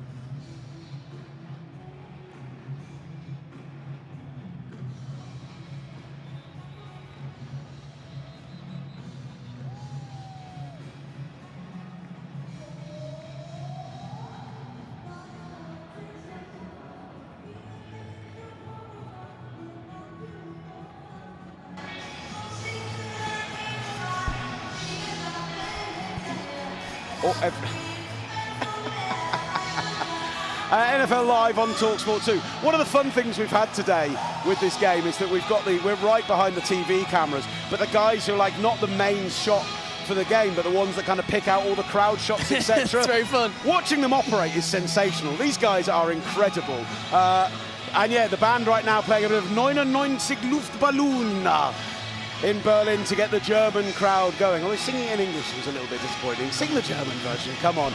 Really give this crowd something to get behind as the Colts get ready to kick it back to the Falcons. 9 minutes on the clock The Atlanta Falcons up 17-16, trying to save their season, trying to stay in playoff relevancy and hand the Colts back-to-back losses for the first time this year. They bring it out and it's a slip on the turf of Berlin, right around the 23-yard line. Jamal Agnew looked like he wasn't going to get much further than that anyway. That goes to ground, and the Falcons will be starting their drive from right around the 23. Like, look, I just want to put this to you, Ollie. Look, 9 minutes left on the clock. You seem to believe that they can get Bijan Robinson going. Do you feel like they can? Or again, how terrible would a 3-and-out be here when you give the Colts the ball back and they're just 1 point behind? Yeah, 3-and-out is unacceptable. You want a long drive, killing drive right now, and I think that just has to flow through Bijan. Well, it is Bijan who is in the backfield with a receiver right, a receiver left, and a very heavy set line. Penix in the pistol. Holds his hands up, calls for the ball. It's a little bit of a low snap, but it goes to Bijan on a stretch play to the left, and he does make a man miss this time. Bounces out to the numbers outside the 30 and bounces out to play. On that far side, they're going to say right at the 29-yard line, about a 6-yard, maybe 7 on first down. They're calling it 2nd and 3 from the 30. Clock is ticking, 8:40 remaining. 1 point game. Yeah, exactly. Can you take time off the clock? Can you burn the clock? And when you've got somebody with that fast, agile speed, that cut that Bijan gets, goodness me, the Falcons could put themselves in good position here. Snapping the ball with 17 seconds left on the play clock. But Bijan gets to the outside, gets a man missed, and then Zaire Franklin brings him down. He gets the first down out to the 37-yard line of the Atlanta Falcons. First down Falcons, and they're moving the ball, but I just don't understand leaving 17 seconds on the play clock when you're up a point in a very tight game in the fourth quarter. I don't get the strategy. They went with a little sugar huddle too. They were trying to really crank the tempo up, and it doesn't make much sense to me. Maybe they think that's the way to beat this Colts defense, is to get up tempo with it, even at the harm of potentially the game plan. Penix, this time, he's going to let it go down below 10 seconds as he moves a man in motion from right to left and gives it to Bijan again. Has to be patient, step and stutter, and gets out maybe 2-3 yards on the numbers out to the 40, but is wrapped up and brought down by a gang of Indianapolis Colts defenders. Grover Stewart back in the game after his worrying injury earlier on. He's in there and he makes the tackle. They're going to call it 2nd and 7 at the 41-yard line. Yeah, something to keep an eye on if they're going to try and continue to run the ball. Just watch Charlie Warner, who's one of these big tight ends, great at blocking. He limped off the field. He's hanging on the sideline at the minute, but one to keep an eye on. Bijan Robinson in the backfield again. Penix in the pistol. This time he's just going to drop back. Bijan's going to stay in pass protection. Big ball over the top. Looking for Darnell Mooney. Kenny Moore in coverage, and it's overthrown and out of bounds. Incomplete. 3rd and 7 at the 41. You hear that bell ring. You hear the call from the stadium announcer on 3rd down. They're asking these fans in Berlin to get loud for the home team, to get loud for the Indianapolis Colts, to get a stop here, which would be absolutely killer, even with the 1 point advantage that the Falcons have. Penix, pistol, Bijan Robinson alongside him, 2 receivers to the left, 1 to the right, and a heavy line on the left-hand side. Needs 7 yards to keep this drive going. Straight drop back, goes for it all, down the middle, incomplete. Cam Bynum in coverage, and they're going to be forced to punt the ball away with 7 minutes and 2 seconds left on the clock, and the Colts getting it back with a chance to take a lead. Oh, baby. What are you seeing there, Ollie? Is that just a complete misread from Penix? Because that is over the middle of the field. He's incredibly lucky Barnum's not picked it up. I am amazed that, and I must have it down, we're looking at guys like David Sills. David Sills, that's what I was going to say. David Sills! Why are you targeting a guy who had no like 3 catches on the season for 23 yards before this? They do punt the ball away. Fair caught right around the 9-yard line by Josh Downs. Really good coverage by the Falcons. Mike Ford, the player, in there to get the stop. And the Colts, well, they're down a point. They're going to be starting from their own 9-yard line, but they have a chance to go and take a lead. And I think you're bang on. That was just time and time again with this Falcons team. You've got some of the best skill position players in the NFL, and you're going to David Sills. No offense, David Sills. And if it was just that, it would be somewhat understandable, but it's that combined with the clock issues and with not running it down. And so your idea is to go fast, keep the tempo to try and score some more points, but then you're going to David Sills in a must-have-it spot. 6:55 left on the clock. 1st and 10 from the 9-yard line. 17-16 game. Daniel Jones, the best offense in the NFL this season. What have you got for us? Jones rolls out to the right after the play action, gets it to Tyler Warren. Bowman can't bring him down, and he gets an extra 3 or 4 yards on the play after the catch. Picks up 8 and will get a 2nd and 2 from about the 17-yard line. Look, Billy Bowman's had a great day so far today, but look, he needed some help there, bringing down a big body tight end like Tyler Warren. He's had a fantastic start to his career. You said, Will, earlier on, he's had a quiet but successful day. He could be a real force to handle in the years to come for this offense. Absolutely. Bang on. Absolutely bang on, sir. Right.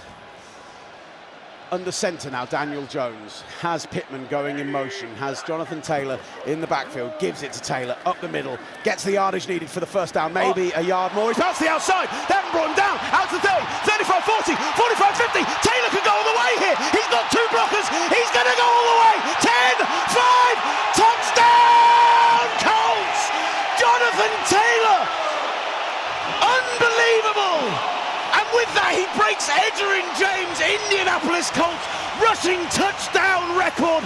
This man is special indeed, and he's carrying this team to what could now be an 8-2 record.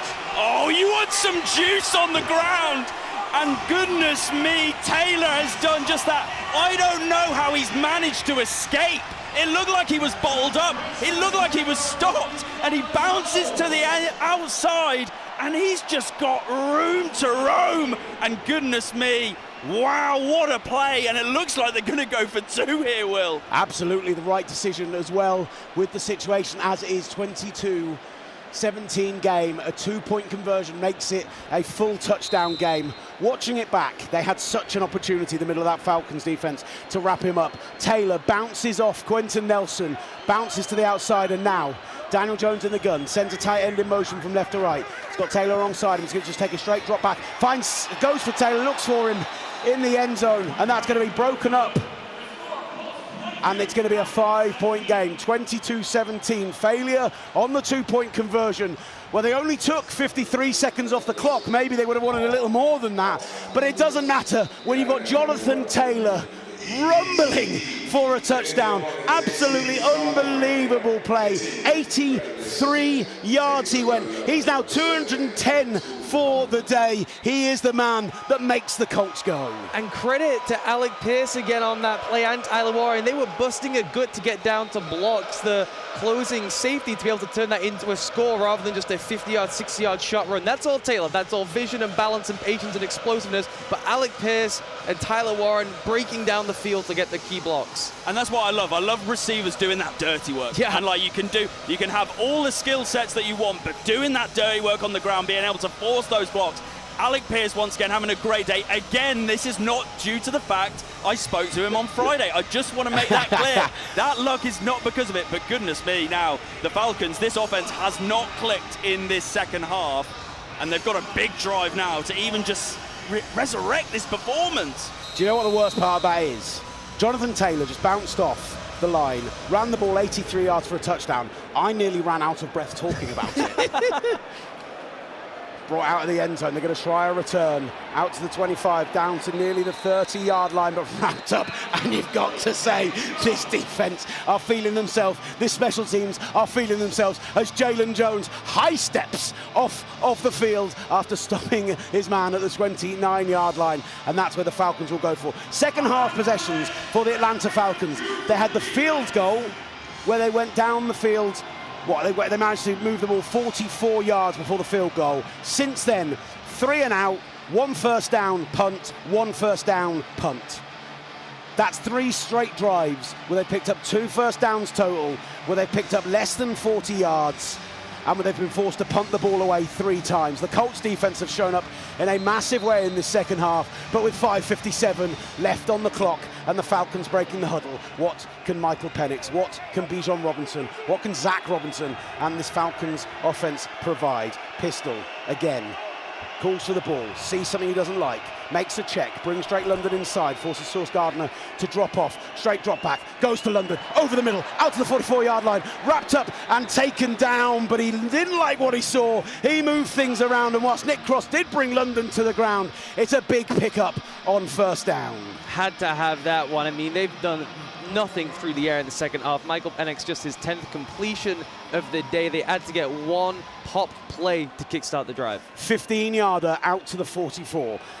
And another first down, which importantly, from how they played so far in this half, that's only the third that they've picked up this entire, since that field goal drive, Penix with the ball at the 44, first and 10, 5:15 remaining, down 5, 22-17 to the Indianapolis Colts. Sends London to the outside, fakes the handoff to Bijan. Pressure coming up the middle from Grover Stewart. He's forced to roll out to the left. He's forced to throw the ball downfield. He finds Bijan Robinson over midfield, goes out of bounds, picks up 8 on the play. That's sensational from Bijan Robinson to stay inbound, to find himself some space and manage to make what should have been a big negative, a positive play, 2nd and 2. Well, Will, you mentioned this defense stepping up in a big moment, and we saw it exactly on that play. That defensive front having that penetration on the line. Just Michael Penix Jr., he's got Darnell Mooney one-on-one if he sees him, but he just doesn't have the time because Grover Stewart is in his face. Goodness me, great defensive play right now. Let's see if they can hold on. 2nd and 2 from the opposition 48 into Colts territory. Pitts is on the outside. Drake London moves inside, and they hand the ball off to Bijan Robinson, bouncing out past the first down marker, picks up maybe 3 on the play, and they're going to call that a first down to the Atlanta Falcons from the 46-yard line. Clock is moving, 4:15 remaining into Colts territory, and needing a touchdown to take the lead. And this is why you trade for Sauce Gardner, right? Here we are. This is the moment you give up all that capital so you can go and say, we are playing man-to-man coverage in the biggest spots. Can your guys beat our guys one-on-one? We think we've got the very best in the NFL. Tyler Algier now in the background. Sorry, Michael Penix is under centre, not in the pistol. What's happening? Are they going to give us some under centre play action? Are they mixing things up? Thank you, Zach Robinson. I didn't have to say pistol again. I did anyway, and he hands the ball off to Algier, who finds a hole at the middle, out to the 40, down to the 39-yard line of the Indianapolis Colts. Picks up 7 on that first down. It'll be a 2nd and 3 from the 39, and we get some formational changes from the Falcons. I love to see it. You love to see him find another new creative way to run a lead or stretch play. And the creativity being the oldest play in football. Good job, Zach. Yeah. Well, you know, at least they did it from under centre. He's back in the pistol again now. Don't worry about it. Tyler Algier in the backfield. Drake London is going across the formation from right to left. Darnell Mooney is the other receiver on this outside. They hand it off to Algier. Bounce to the outside. 39. Out to the 36, 35-yard line. Out past the first down marker. And more to the 32-yard line. They're moving the ball. 3 minutes left on the clock. 1st and 10 at the 32. All 6 timeouts still available. They ruled he was down in bounds, so the clock keeps rolling. 2:50 remaining. They've got 32 yards. They need the touchdown to win this. The Colts have to be thinking about, if they get in the red zone, what do we do with our timeouts? Do we try and force clock pressure to see if Penix will make a mistake from the pistol? Algier still in there in the backfield. 2 receivers to the right, 1 receiver to the left. Mooney comes in motion across the formation, fakes the handoff, dropping back, goes over the middle, finds Kyle Pitts inside the 20, inside the red zone, down to the 19-yard line, and another Indianapolis Colts first down, a 13-yard pickup, and inside the red zone as the clock ticks down towards the 2-minute warning. 22-17, and the Falcons looking like they might try and snap the ball again before the 2-minute warning. 8 seconds. 6, 5. I'm not sure they are trying to snap it. Maybe trying to draw them off sides. 2 seconds. 1 second. He calls for the snap. It's not snapped. And we'll hit the 2-minute warning. The game is delivering in Berlin, Germany. This is the game that we'd hoped for. We've had a defensive battle in the second half. 5 touchdowns on the day. Some brilliant play from the likes of Jonathan Taylor, from Bijan Robinson, who is just short of going for 100 yards on the day himself, scrimmage. And right now we are set up in a 1-score game, 2-minute warning, inside the red zone. 5 points down, the Falcons need a touchdown to take a lead. Oh, you love to see it. Who's got it better than us? Right here, this has been a really, really fun game. We got the huge Jonathan Taylor run. We were hoping one of these running backs would go off for a big explosive run. We've had the turnovers, we've had the chaos, we've had Michael Penix trying to complete a pass down the field over and over again. I think this is going to be a great ending. Will, which way is this going? Well, it's a really tricky one, isn't it? Look, I think right now with how this Colts defense is playing, I wouldn't be shocked if they make a stop here.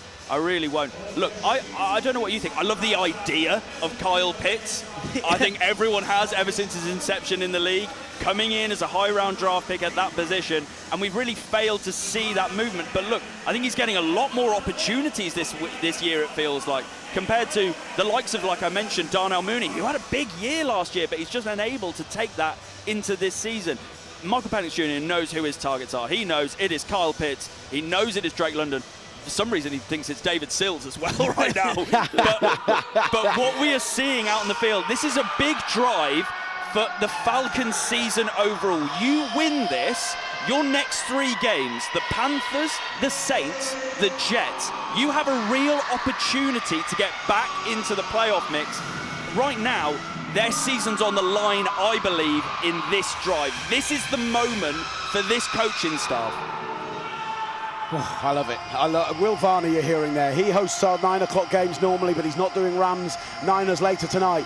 He's coming out for a beer with me and Ollie Connolly because we're going to have seen a quality game of football. We are going to be down in the locker room after the game as well, speaking with players from the winning team, and you'll be able to see that on the TalkSport USA YouTube feed. If you're not already on there watching us right now, you can watch us call the last 2 minutes of this game, or you can keep listening on TalkSport 2 via the app, via the TalkSport website, or on your DAB radio. Over on TalkSport, they are at the Etihad, and Erling Haaland, having missed the earlier penalty, has given Man City a lead 1-0 up at Liverpool as they're about to hit half-time there. Half-time, perfect timing. If you were listening to that, get back over here. If you're watching that, get back over here. Listen to TalkSport 2 because we have the big moment. We have the ending of this game, and then we've got 3 more big games on the horizon. Jacksonville and Houston both trying to keep up with the Indianapolis Colts as it currently stands at the top of the division. 49ers Rams later, plus Sunday Night Football, but they're out from the 2-minute warning. 1st and 10 at the 19, all 6 timeouts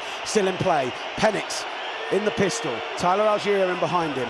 Kyle Pitts goes from left to right, and they do have Bijan Robinson available as a wide receiver, but Algier instead rumbles out past the 10 and down to about the 9-yard line, picking up another first down for the Indianapolis Colts. They're going to mark him right around that point.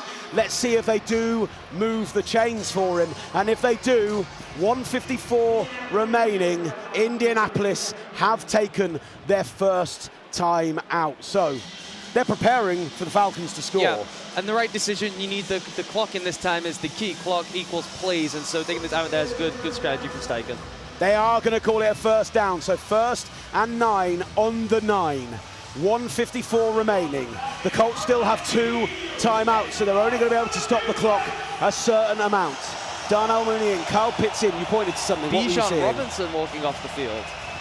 Bijan Robinson is on the sideline for this play. They do like Tyler Algier in the red zone and around the end zone. Again, Bijan Robinson fantasy owners won't be happy, but will they give it to Tyler Algier? They've got 2 receivers to the right, 1 to the left. They're down 5 inside the 2-minute warning, trying to stop a 3-game losing streak. They hand the ball off to Algier. He bounces to the inside. He's got some space. Down to the 2, down to the 1, and just stopped right at the 1-yard line. It gives a chance to get more time off the clock, or as it does, force Indianapolis to take another time out. Now, it's often discussed. Do you let them score here? I think you've got to. I think you've got to right now. I think that's perfect for the Falcons. The fact that Tyler Algier didn't rumble into the end zone just then. The fact that he's got stopped, forcing the Colts to take a timeout. They've only got 1 left now. I think essentially with 1:48 on the clock, I think it's your best move. I think absolutely they probably should now let the Falcons score and then give yourself the opportunity. You trust your offense. It has shown to be one of the best in the league this season. If you want to pay Daniel Jones the money next year, he's got to win games like this on his back. So, look, it's your opportunity. Late substitution, bringing Mooney, Robinson and Pitts out of the game, bringing Kaderil Hodge and 2 tight ends in. They're going for big boy football on the 1-yard line. Penix, they are down 5, 1:48 remaining, trying to stop this 3-game losing streak. He's going to send a man in motion, hand it off, Tyler Algier into the end zone. Touchdown Falcons, his 2nd 1-yard touchdown of the day. Tyler Algier with his 6th touchdown of the season, and with 1:44 left on the clock, the Atlanta Falcons have taken a lead. And they were finally able to lean on the run game. They were too pass heavy to open this second half. You mentioned having 3 and outs and stall driving on this must-have it drive, must-have situation. They return to the run game.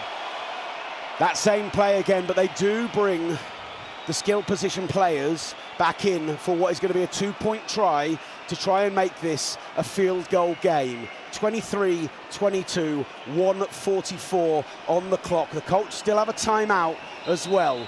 I'm just saying. I'm going to say the word now. We could get some overtime here, boys. just saying. Right, the Falcons settling down for the 2-point conversion.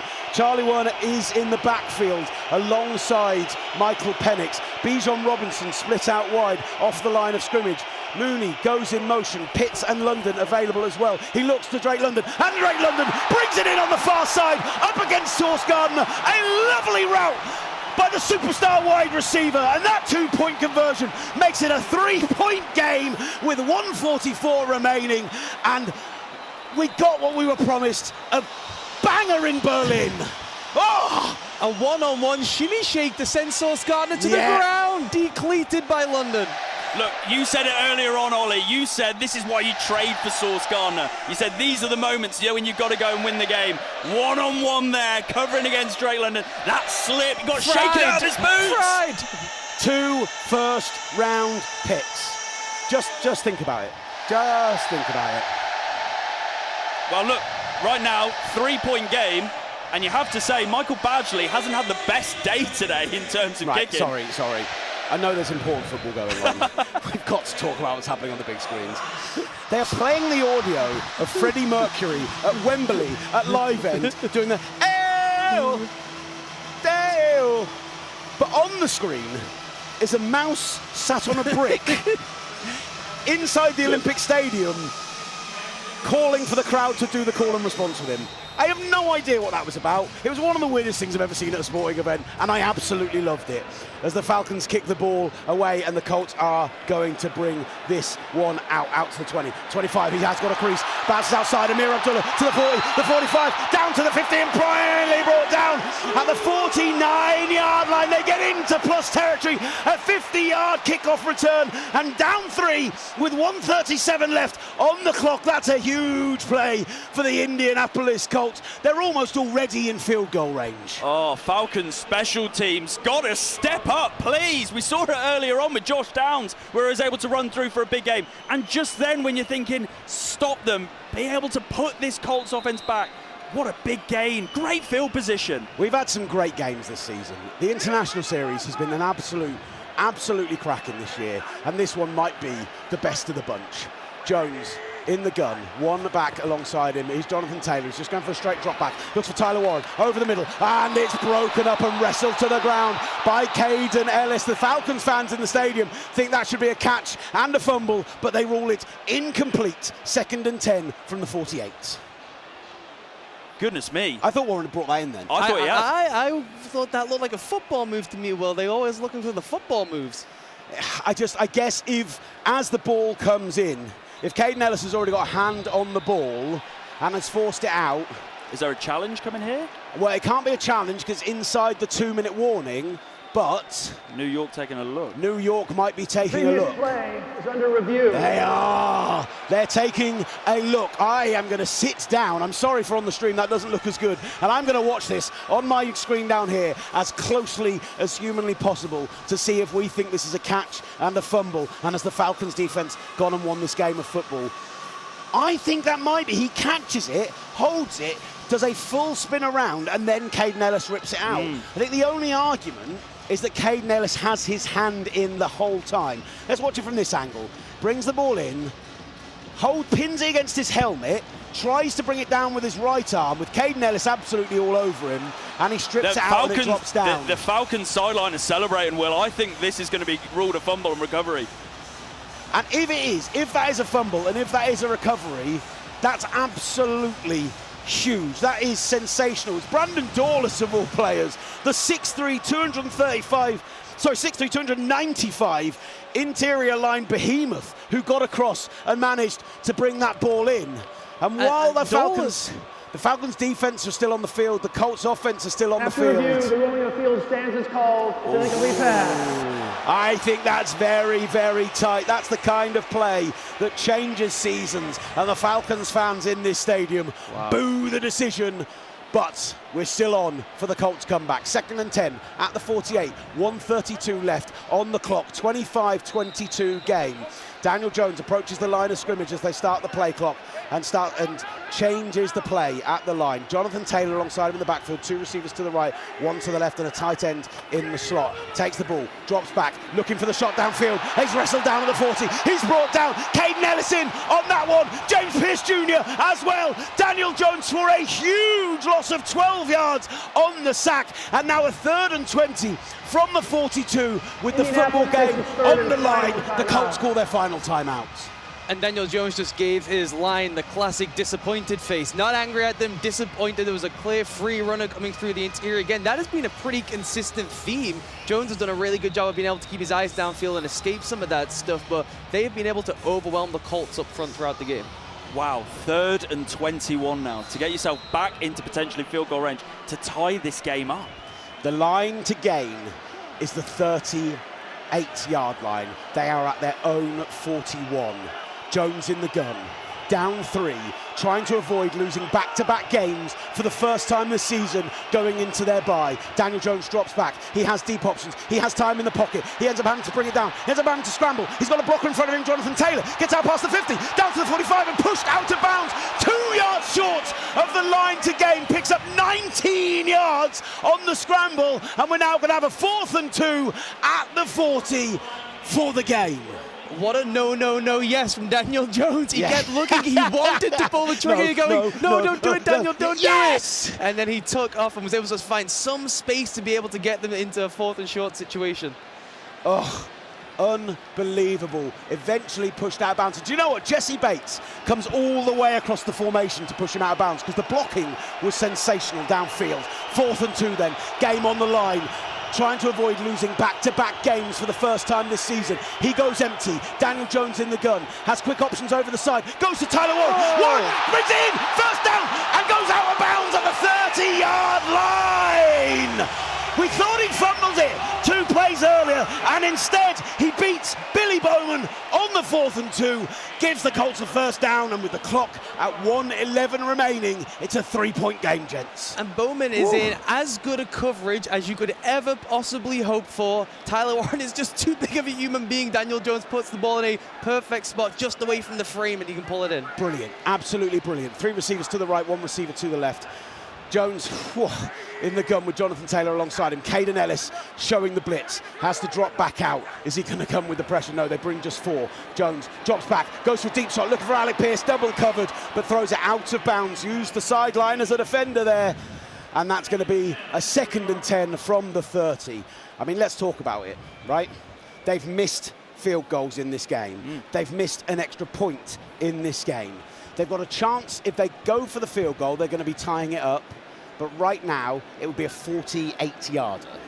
And Badgley missed from 53. Do you trust Michael Badgley with that extra 5 yards? Because he wasn't off target, he was about 5 yards short. Well short. I would not trust him in this spot. In this spot, you trust your best players. Jones in the gun. A high snap, has to pull the ball down and gets wrapped up, and it's not going to be a 48-yarder anymore if he has to settle for it, because he is sacked. The high snap causing issues. Ronnie Harrison Jr. getting into the backfield, and they lose 6 yards on that play. 3rd and 16 from the 36 with the clock ticking. 49 seconds remaining. 47. They're going to get up to the line of scrimmage. I think you maybe look for a 7-8 yard type play here, and you play for overtime. Or does Daniel Jones go for it all in an attempt to avoid losing back-to-back games? In the gun, drops back, they bring pressure, they bring 6. Michael Pittman gets out past the 30, down to the 26. He picks up a good chunk of that yardage back. 10 yards on the play, but 4th and 6 at the 26 with 24 seconds remaining. They need to sprint that field goal unit out there. In fact, do the Falcons take a time out there? They've stopped the play for some reason. Atlanta takes its first timeout. Why? Well, hold on. 29 seconds on the game clock. Because 29 seconds, they think, might be enough time to get into field goal range. With the new kickoff rules and where the touchback will be and the chance to return it, we've seen some good returns already today. The Colts have returned twice really deep into territory. Why not give yourself some extra time? I think that's strange, especially you want to put Badgley under even more pressure, rush that unit out to make this kick, to tie this game. Michael Badgley missed from 53 earlier on. This one is going to be from 44 to tie the game. Ball is down, snap is good, ball is up, and that is good! 25 seconds left on the clock, and in Berlin, it's 25-25. Falcons and Colts all tied up. Wow! Right. So you are the Falcons I right don't now. think I can do overtime. We Someone else might have to take over. 25 seconds left on the clock. How are your nerves, Michael Penix Jr. and this offense? Can you get yourself into field goal range? And imagine if it comes down to the new kicker, Zane Gonzalez, coming in this week, replacing Parker Romo, who they couldn't rely on last week. Can Zane Gonzalez potentially be that guy? 25 seconds on the clock. When you're going to be looking at this offense going out there, Ollie, what play do you need to do? A big chunk play to Drake London, is that what you're looking out Drake for? London's the one. Is there a way we can work the matchup? Drake London has beat Sauce Gardner one-on-one, but can we do something to mess around with the matchup to get Drake London away from Sauce Gardner and take one shot down the field? After that sack from Roddy Harrison Jr., there's an image doing the rounds on social media and on the TV of Daniel Jones popping back up with a bloodied mouth. He stepped up, he made the play to get them back into field goal range, and they tied this game up. This is Daniel Jones' season. Yes. But can they go and finally win this game of football? It's going to take something on the defense as the ball is punted away with just one man back for the Falcons. Out to the 20, down to the 25. Jamal Agnew bounced to the outside and is wrapped up right around the 26-yard line. Laquan Treadwell, the former first-round wide receiver, making a big special teams play and forcing the Falcons with 21 seconds remaining to start at the 26. This is so tough, right? You want to go and get the yardage. Realistically, you need 35 yards to get into field goal range, maybe 40, but you cannot turn the ball over. You cannot go for a chunk play and give it up. 2 timeouts, 25-25, 21 seconds remaining. Michael Penix, he stood at the 20 with a back alongside him, 2 receivers to the left, 1 to the right. Bijan Robinson stays in pass protection, time in the pocket, finds a man downfield at the 40, and Darnell Mooney, with nobody within about 8 feet of him, just drops the ball. That would have been a 15-yard pickup minimum without the yards after the catch that he potentially had available to him. That was the first chunk that you needed, and instead, he just drops an easy one. Astonishing. Astonishing that he could do that. Right, Penix in the backfield again. Game on the line. Dropping back, free rusher, up the middle in Kwity Paye. He throws the ball away, looking in the area of Kyle Pitts. They do say Kyle Pitts is enough in the area to not call it intentional grounding as he is wrapped up in the backfield. But that's now going to be a 3rd and 10 from the 26. In on the tackle there, a couple of players, but the main man coming through was the rookie, JT Tuimaloa. Well, they've just thrown a flag here, Will. I think they're going to call this intentional grounding. Intentional grounding, offense number 9. I don't hate the call. I don't hate the call because it's well short of Kyle Pitts. Kyle Pitts is 20 yards upfield and he throws it, what, 8 yards into the ground? I think it's probably the right call. And that's ended the game. That's a 10-second right there. 10-second run-off. And we're going to overtime. You've got your wish. Well done, Will Gavin. Well done for not understanding the rules of the game that you've spent 4 hours talking about. That is a 10-second run-off, and therefore, for just, I think, the 3rd time in international game history, we are going to go to overtime. 25-25. The Atlanta Falcons and the Indianapolis Colts are all tied up. Coin toss on the way. The key coin toss, although both teams do get the ball now with a chance to score, even if the opposition score a touchdown. But it's all about those decisions. It's all about deferring and knowing you've got 4 downs. It's that big chess game between the 2 head coaches. I never know, because at the time, I remember at the Super Bowl, right, when the 49ers elected to take the ball and everyone went, what are you doing? They're going to go, that gives the Chiefs 4 downs. They're obviously going to go for it every time. They're not going to kick the field goal. Atlanta chose not to accept the timeout to delay the 10-second runoff. So there is a 10-second runoff, plus they offer to wind the clock so it really ends the game at this point.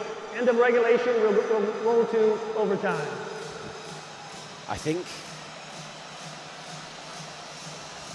didn't quite hear everything Clete Blakeman said. That No, was a bit word salad. Clete Blakeman was talking for a while there. Right, we are Talking and saying confirmed. nothing. Right, they've had to go back out onto the field, but the clock on the sideline is showing it's overtime. The offense are out there. Please put 1 second on the game clock. 1 second got put back on the game clock. 1 second got put back on the game clock. I mean, they're just taking a knee, right? They're just going to overtime. If they do anything else here, This is the end of regulation. Wow, I mean... What is happening? Clete, we need get to it get together, on form pal. here. Get it together, mate. That was astonishing. Well, look how confused the players are on the field. The players have come out, and they're heading back to the sidelines now. Listen, I had to go at myself for not getting the rules right there. It turns out that a professional referee paid by the NFL can't get the rules right, so I feel a little bit better about my mistake.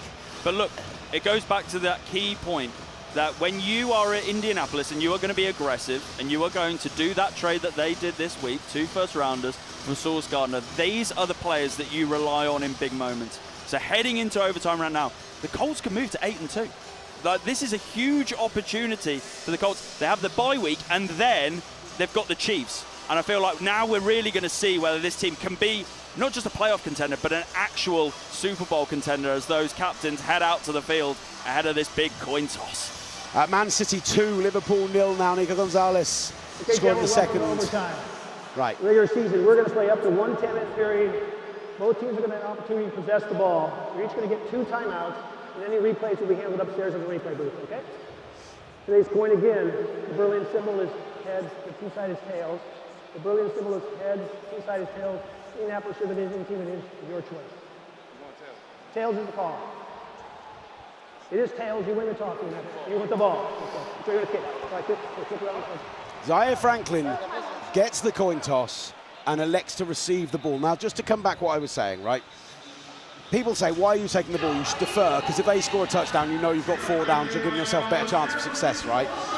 Even when the 49ers made that decision in the Super Bowl, which ended up being critical, I mean, if they score the touchdown on that drive, do they know that that the Chiefs are going to go for it, go for a 2-point conversion, which is what they claimed afterwards? Andy Reid said if we'd scored a touchdown, we'd have gone for 2 points to go and win the game, right? That was his belief. The 49ers have no idea of that. For me, the thought process is, if we score a touchdown and then they score a touchdown, we get the ball first when it's actual golden goal, whatever it's called in the NFL, right? I think it's a much more difficult decision than the analytics nerds suggest it is. That's all I'm saying. No, I think you're right. I think it's way more nuanced. I also think that idea that it changes the dynamic for the offense. Okay, they can go for it on 4th down. That is a significant advantage. But that also means you have scored on your drive, and then there's a chasing element for the offense who's going second too, where maybe the quarterback presses and makes a bad decision he wouldn't have if they'd taken the ball first. Also clock pressure, because you've likely taken time off the clock unless you scored a quick touchdown. Like, I don't think there's a wrong answer necessarily, but I just think this idea of it's idiocy to get to take the ball is a little harsh. But maybe I'm just a 49ers fan who's still trying to justify losing that Super Bowl. Who could say? This crowd will. No one has left this game, and too right. Is what? We're approaching 7 p.m. here in Berlin, and this crowd, throughout the cold weather, have stayed put. It's getting loud in here, and it should be. Overtime. This is what we want in these international games. We want that drama, edge-of-the-seat stuff. And goodness me, the Colts and Falcons have delivered that today, haven't they? Apologies to Nat Coombs and the team, who I'm sure are chomping at the bit back in the studio to start building up to Jags-Texans. We will get straight to that game as soon as we are done here in Berlin. We'll head down to the locker room, get you some fantastic post-game content as well, and that will go up on our YouTube channel. You'll also be able to hear it as part of the broadcast. But here we go. Here we go. Overtime in Berlin. The Colts. By the way, Zaire Franklin called to take the ball, and now they're kicking the ball away. Clearly, there was some kind of miscommunication that was cleared up, and they did stay at midfield for a long time and discuss it.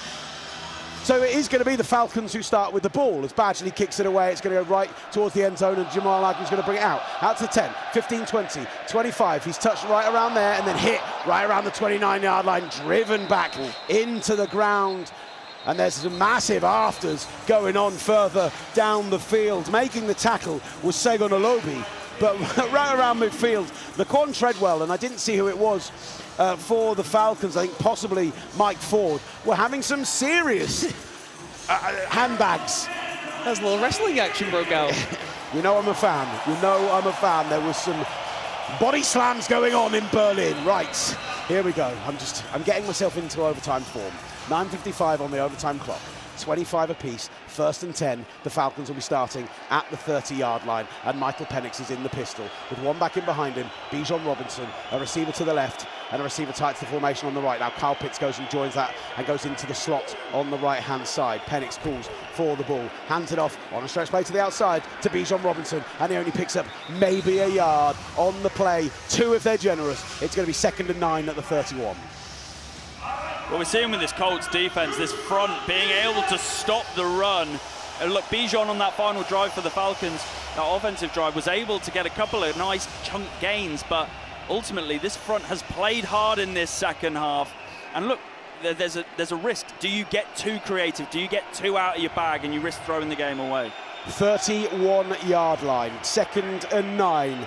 25 apiece, the Falcons with the ball to start overtime. Darnell Mooney goes in motion, then motion back to the outside. Penix with a straight drop back, looks to Mooney on that side, throws the ball well short of him. Inaccurate pass, in coverage on that side for the Colts. Number 29, Mekhi Blackman, and now a 3rd and 9. And the Colts fans in this stadium being encouraged yet again to get loud on the big screens, on the PA. And I'm just going to take a headphone off and hear just how loud this is in the stadium. Wow, here we go. Penix, he's going to go up to the line, he's going to change the protection. He's going to move Bijan Robinson, and actually he's going to put him in front of him. It was almost like a lead back ahead of him in the pistol. He stays in as an extra lineman. Penix goes for it all, downfield. There is a flag in the backfield on the play. Mekhi Blackman is claiming he was pushed off of by Darnell Mooney. What on earth is that flag going to be? They're saying it's on the defense. Defense number 29. 5-yard penalty, automatic first down. Ouch. Automatic first down. When the Colts thought they had a stop. Absolutely killer. Fair play to Michael Penix, by the way. He stood in the pocket and got hammered. I felt the shudder from up here, but goodness me, a big penalty to give up. And once again now the Falcons continue this drive. Bailed out there. Darnell Mooney up against Mekhi Blackman on that play. It's been under-discussed today, but both teams have been terrible on 3rd down. That's the first 3rd down completion of the game for the Falcons, and it was on a penalty. They're 1 of 8 on 3rd down, and it was a penalty that gave it to them. Rubbish. That was a delayed snap, and I think there was a bit of movement up front as well, but no flag, and Tyler Algier is wrapped up in the backfield by Zaire Franklin. About a 1-yard loss. They're calling it 3, blimey, back to the 33-yard line. 2nd and 13. This Falcons offense really struggling to get going in overtime right now. The Colts defense are feeling themselves. These linebackers are just teeing off and flying downhill. They know what you've said all day. It's one of 2 plays. Is it lead stretch left? Is it lead stretch right? And they're just shooting and pinning people in the backfield early. Right. Penix in the backfield, in the pistol, with Bijan Robinson alongside him. He changed the protection again. Now Bijan is alongside him instead of behind him in that I formation. Drops back, straight drop, looking for it all down the sideline. Darnell Mooney makes the catch, but is out of bounds at the 50-yard line. Thrown wide, he was open on that far side. Kenny Moore in coverage had lost his man, and that's just an inaccurate throw to the sideline from Michael Penix. 2 missed throws now in overtime, right? Both out to the perimeter, the ball dying on one of them. That one just inaccurate and thrown too far away. Look, this connection right now between Mooney and Penix is just not there. And we talk about getting Mooney more involved. He had that crucial drop in the 4th quarter. Look, he just can't get it going between the pair. 3rd and 12, 0 of 7 on 3rd downs today. Penix takes the snap, drops back, and is wrapped up right around the 20-yard line. Goes to ground. Zaire Franklin, like Ollie just said, absolutely teeing off up the middle, wrapping up Michael Penix for a huge loss on that down. And at 25-25, the Falcons are going to have to punt the ball back to the Colts, who now know a touchdown wins the game. You go into overtime. You have a drive for your season, according to Will Varney. Did we see Drake London on that drive? No. Did we see Drake London? Did we see much Bijan Robinson on that drive? I mean, the play calling is just so frustrating. Right. Ball is snapped, punter back, up in the air, end over end. It's barely past the 40, maybe the 35. Downs catches it, gets the 40, is wrapped up and brought down, attempts to return it. That's a great tackle in on the play from Kaderrell Hodge. But the Colts are going to be starting at the 43-yard line, looking to go and win this game of football. And I don't think that Will Varney is wrong here at all. This is season on the line stuff. For the Falcons, they've got that run of games after this, which are all eminently winnable. But if they fall to 3-6 before that, at best they can get back to 500 in a division where the Bucs look like they're going to actually at this point probably run away with it now.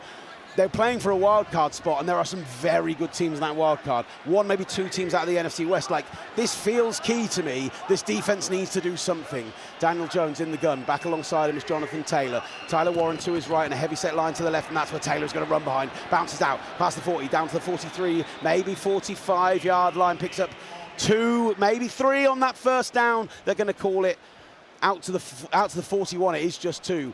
2nd and 8 from the 44. Well, look, the defense needs to put this game on. It's basically putting the team on their back right now. I love watching this defensive line of the Falcons, especially this season. Jeff Ulbrich coming in. I'm a big fan of what he did in New York with the Jets on that defense, and showing a young, hard, fast defense, and he's got those pieces on this defense. Can they step up in a huge moment, though? Daniel Jones under center. Jonathan Taylor in behind him, sends a man in motion from right to left, straight drop back, has Taylor available, but he's going to go deep, looking for Tyler Warren. Tyler Warren brings it in at the 35, down to the 34, out of bounds. Sauce Gardner bringing him into the sideline, congratulating him as Tyler Warren makes a massive pickup on that down and gets down to 1st and 10 at the 33-yard line. The Colts in plus territory, tied game, 6:30 left in overtime, looking to go and win it. On one side of the ball, you have the Falcons. They're putting the game in the hands of Darnell Mooney. Then we come back with the Colts. They put the game in the hands of Jonathan Taylor and then Tyler Warren for the huge pickup. Look at Tyler Warren stepping up. Such a big body receiver. Look, no one can come close to him. All right, Jonathan Taylor gets the ball. He makes a man miss. Goes out, breaks a tackle down to the 25-yard line. He should have been wrapped up 3 yards deep behind the line of scrimmage and somehow turns it into a 7-yard gain out to the 26-yard line. It's going to be 2nd and 3.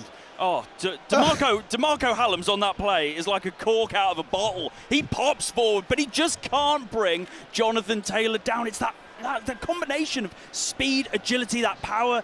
That is the presence that he brings, and right now he's taking the Colts towards victory. They've been riding Jonathan Taylor all day long, and he has been doing it for them. Very, very special day, and he gets it again. Stutters, makes a man miss, only picks up maybe a yard on the play this time as the Falcons get into the backfield and make a tackle in on that one. Was Ronnie Harrison Jr. who had the sack on the earlier drive just before overtime, and now a 3rd and 2 at the 25. Can they force the Colts to settle for a field goal here? Does a field goal, the new overtime rules? No. They don't win it on a field goal, right? Both teams get a possession. Yeah, but they've had a possession. Yeah. It'd be a walk-off. Exactly. Yeah, it's a walk-off. Yeah, this is it. Fine. Just making sure. I just wanted to make sure. That's all. They're in very good field goal territory. They should go and win this game. Daniel Jones hands it off, and it's another first down. Jonathan Taylor bounces inside. 15, 14, 13-yard line. Jonathan Taylor, his huge day continues. He's over 225 yards for the day on 30 carries.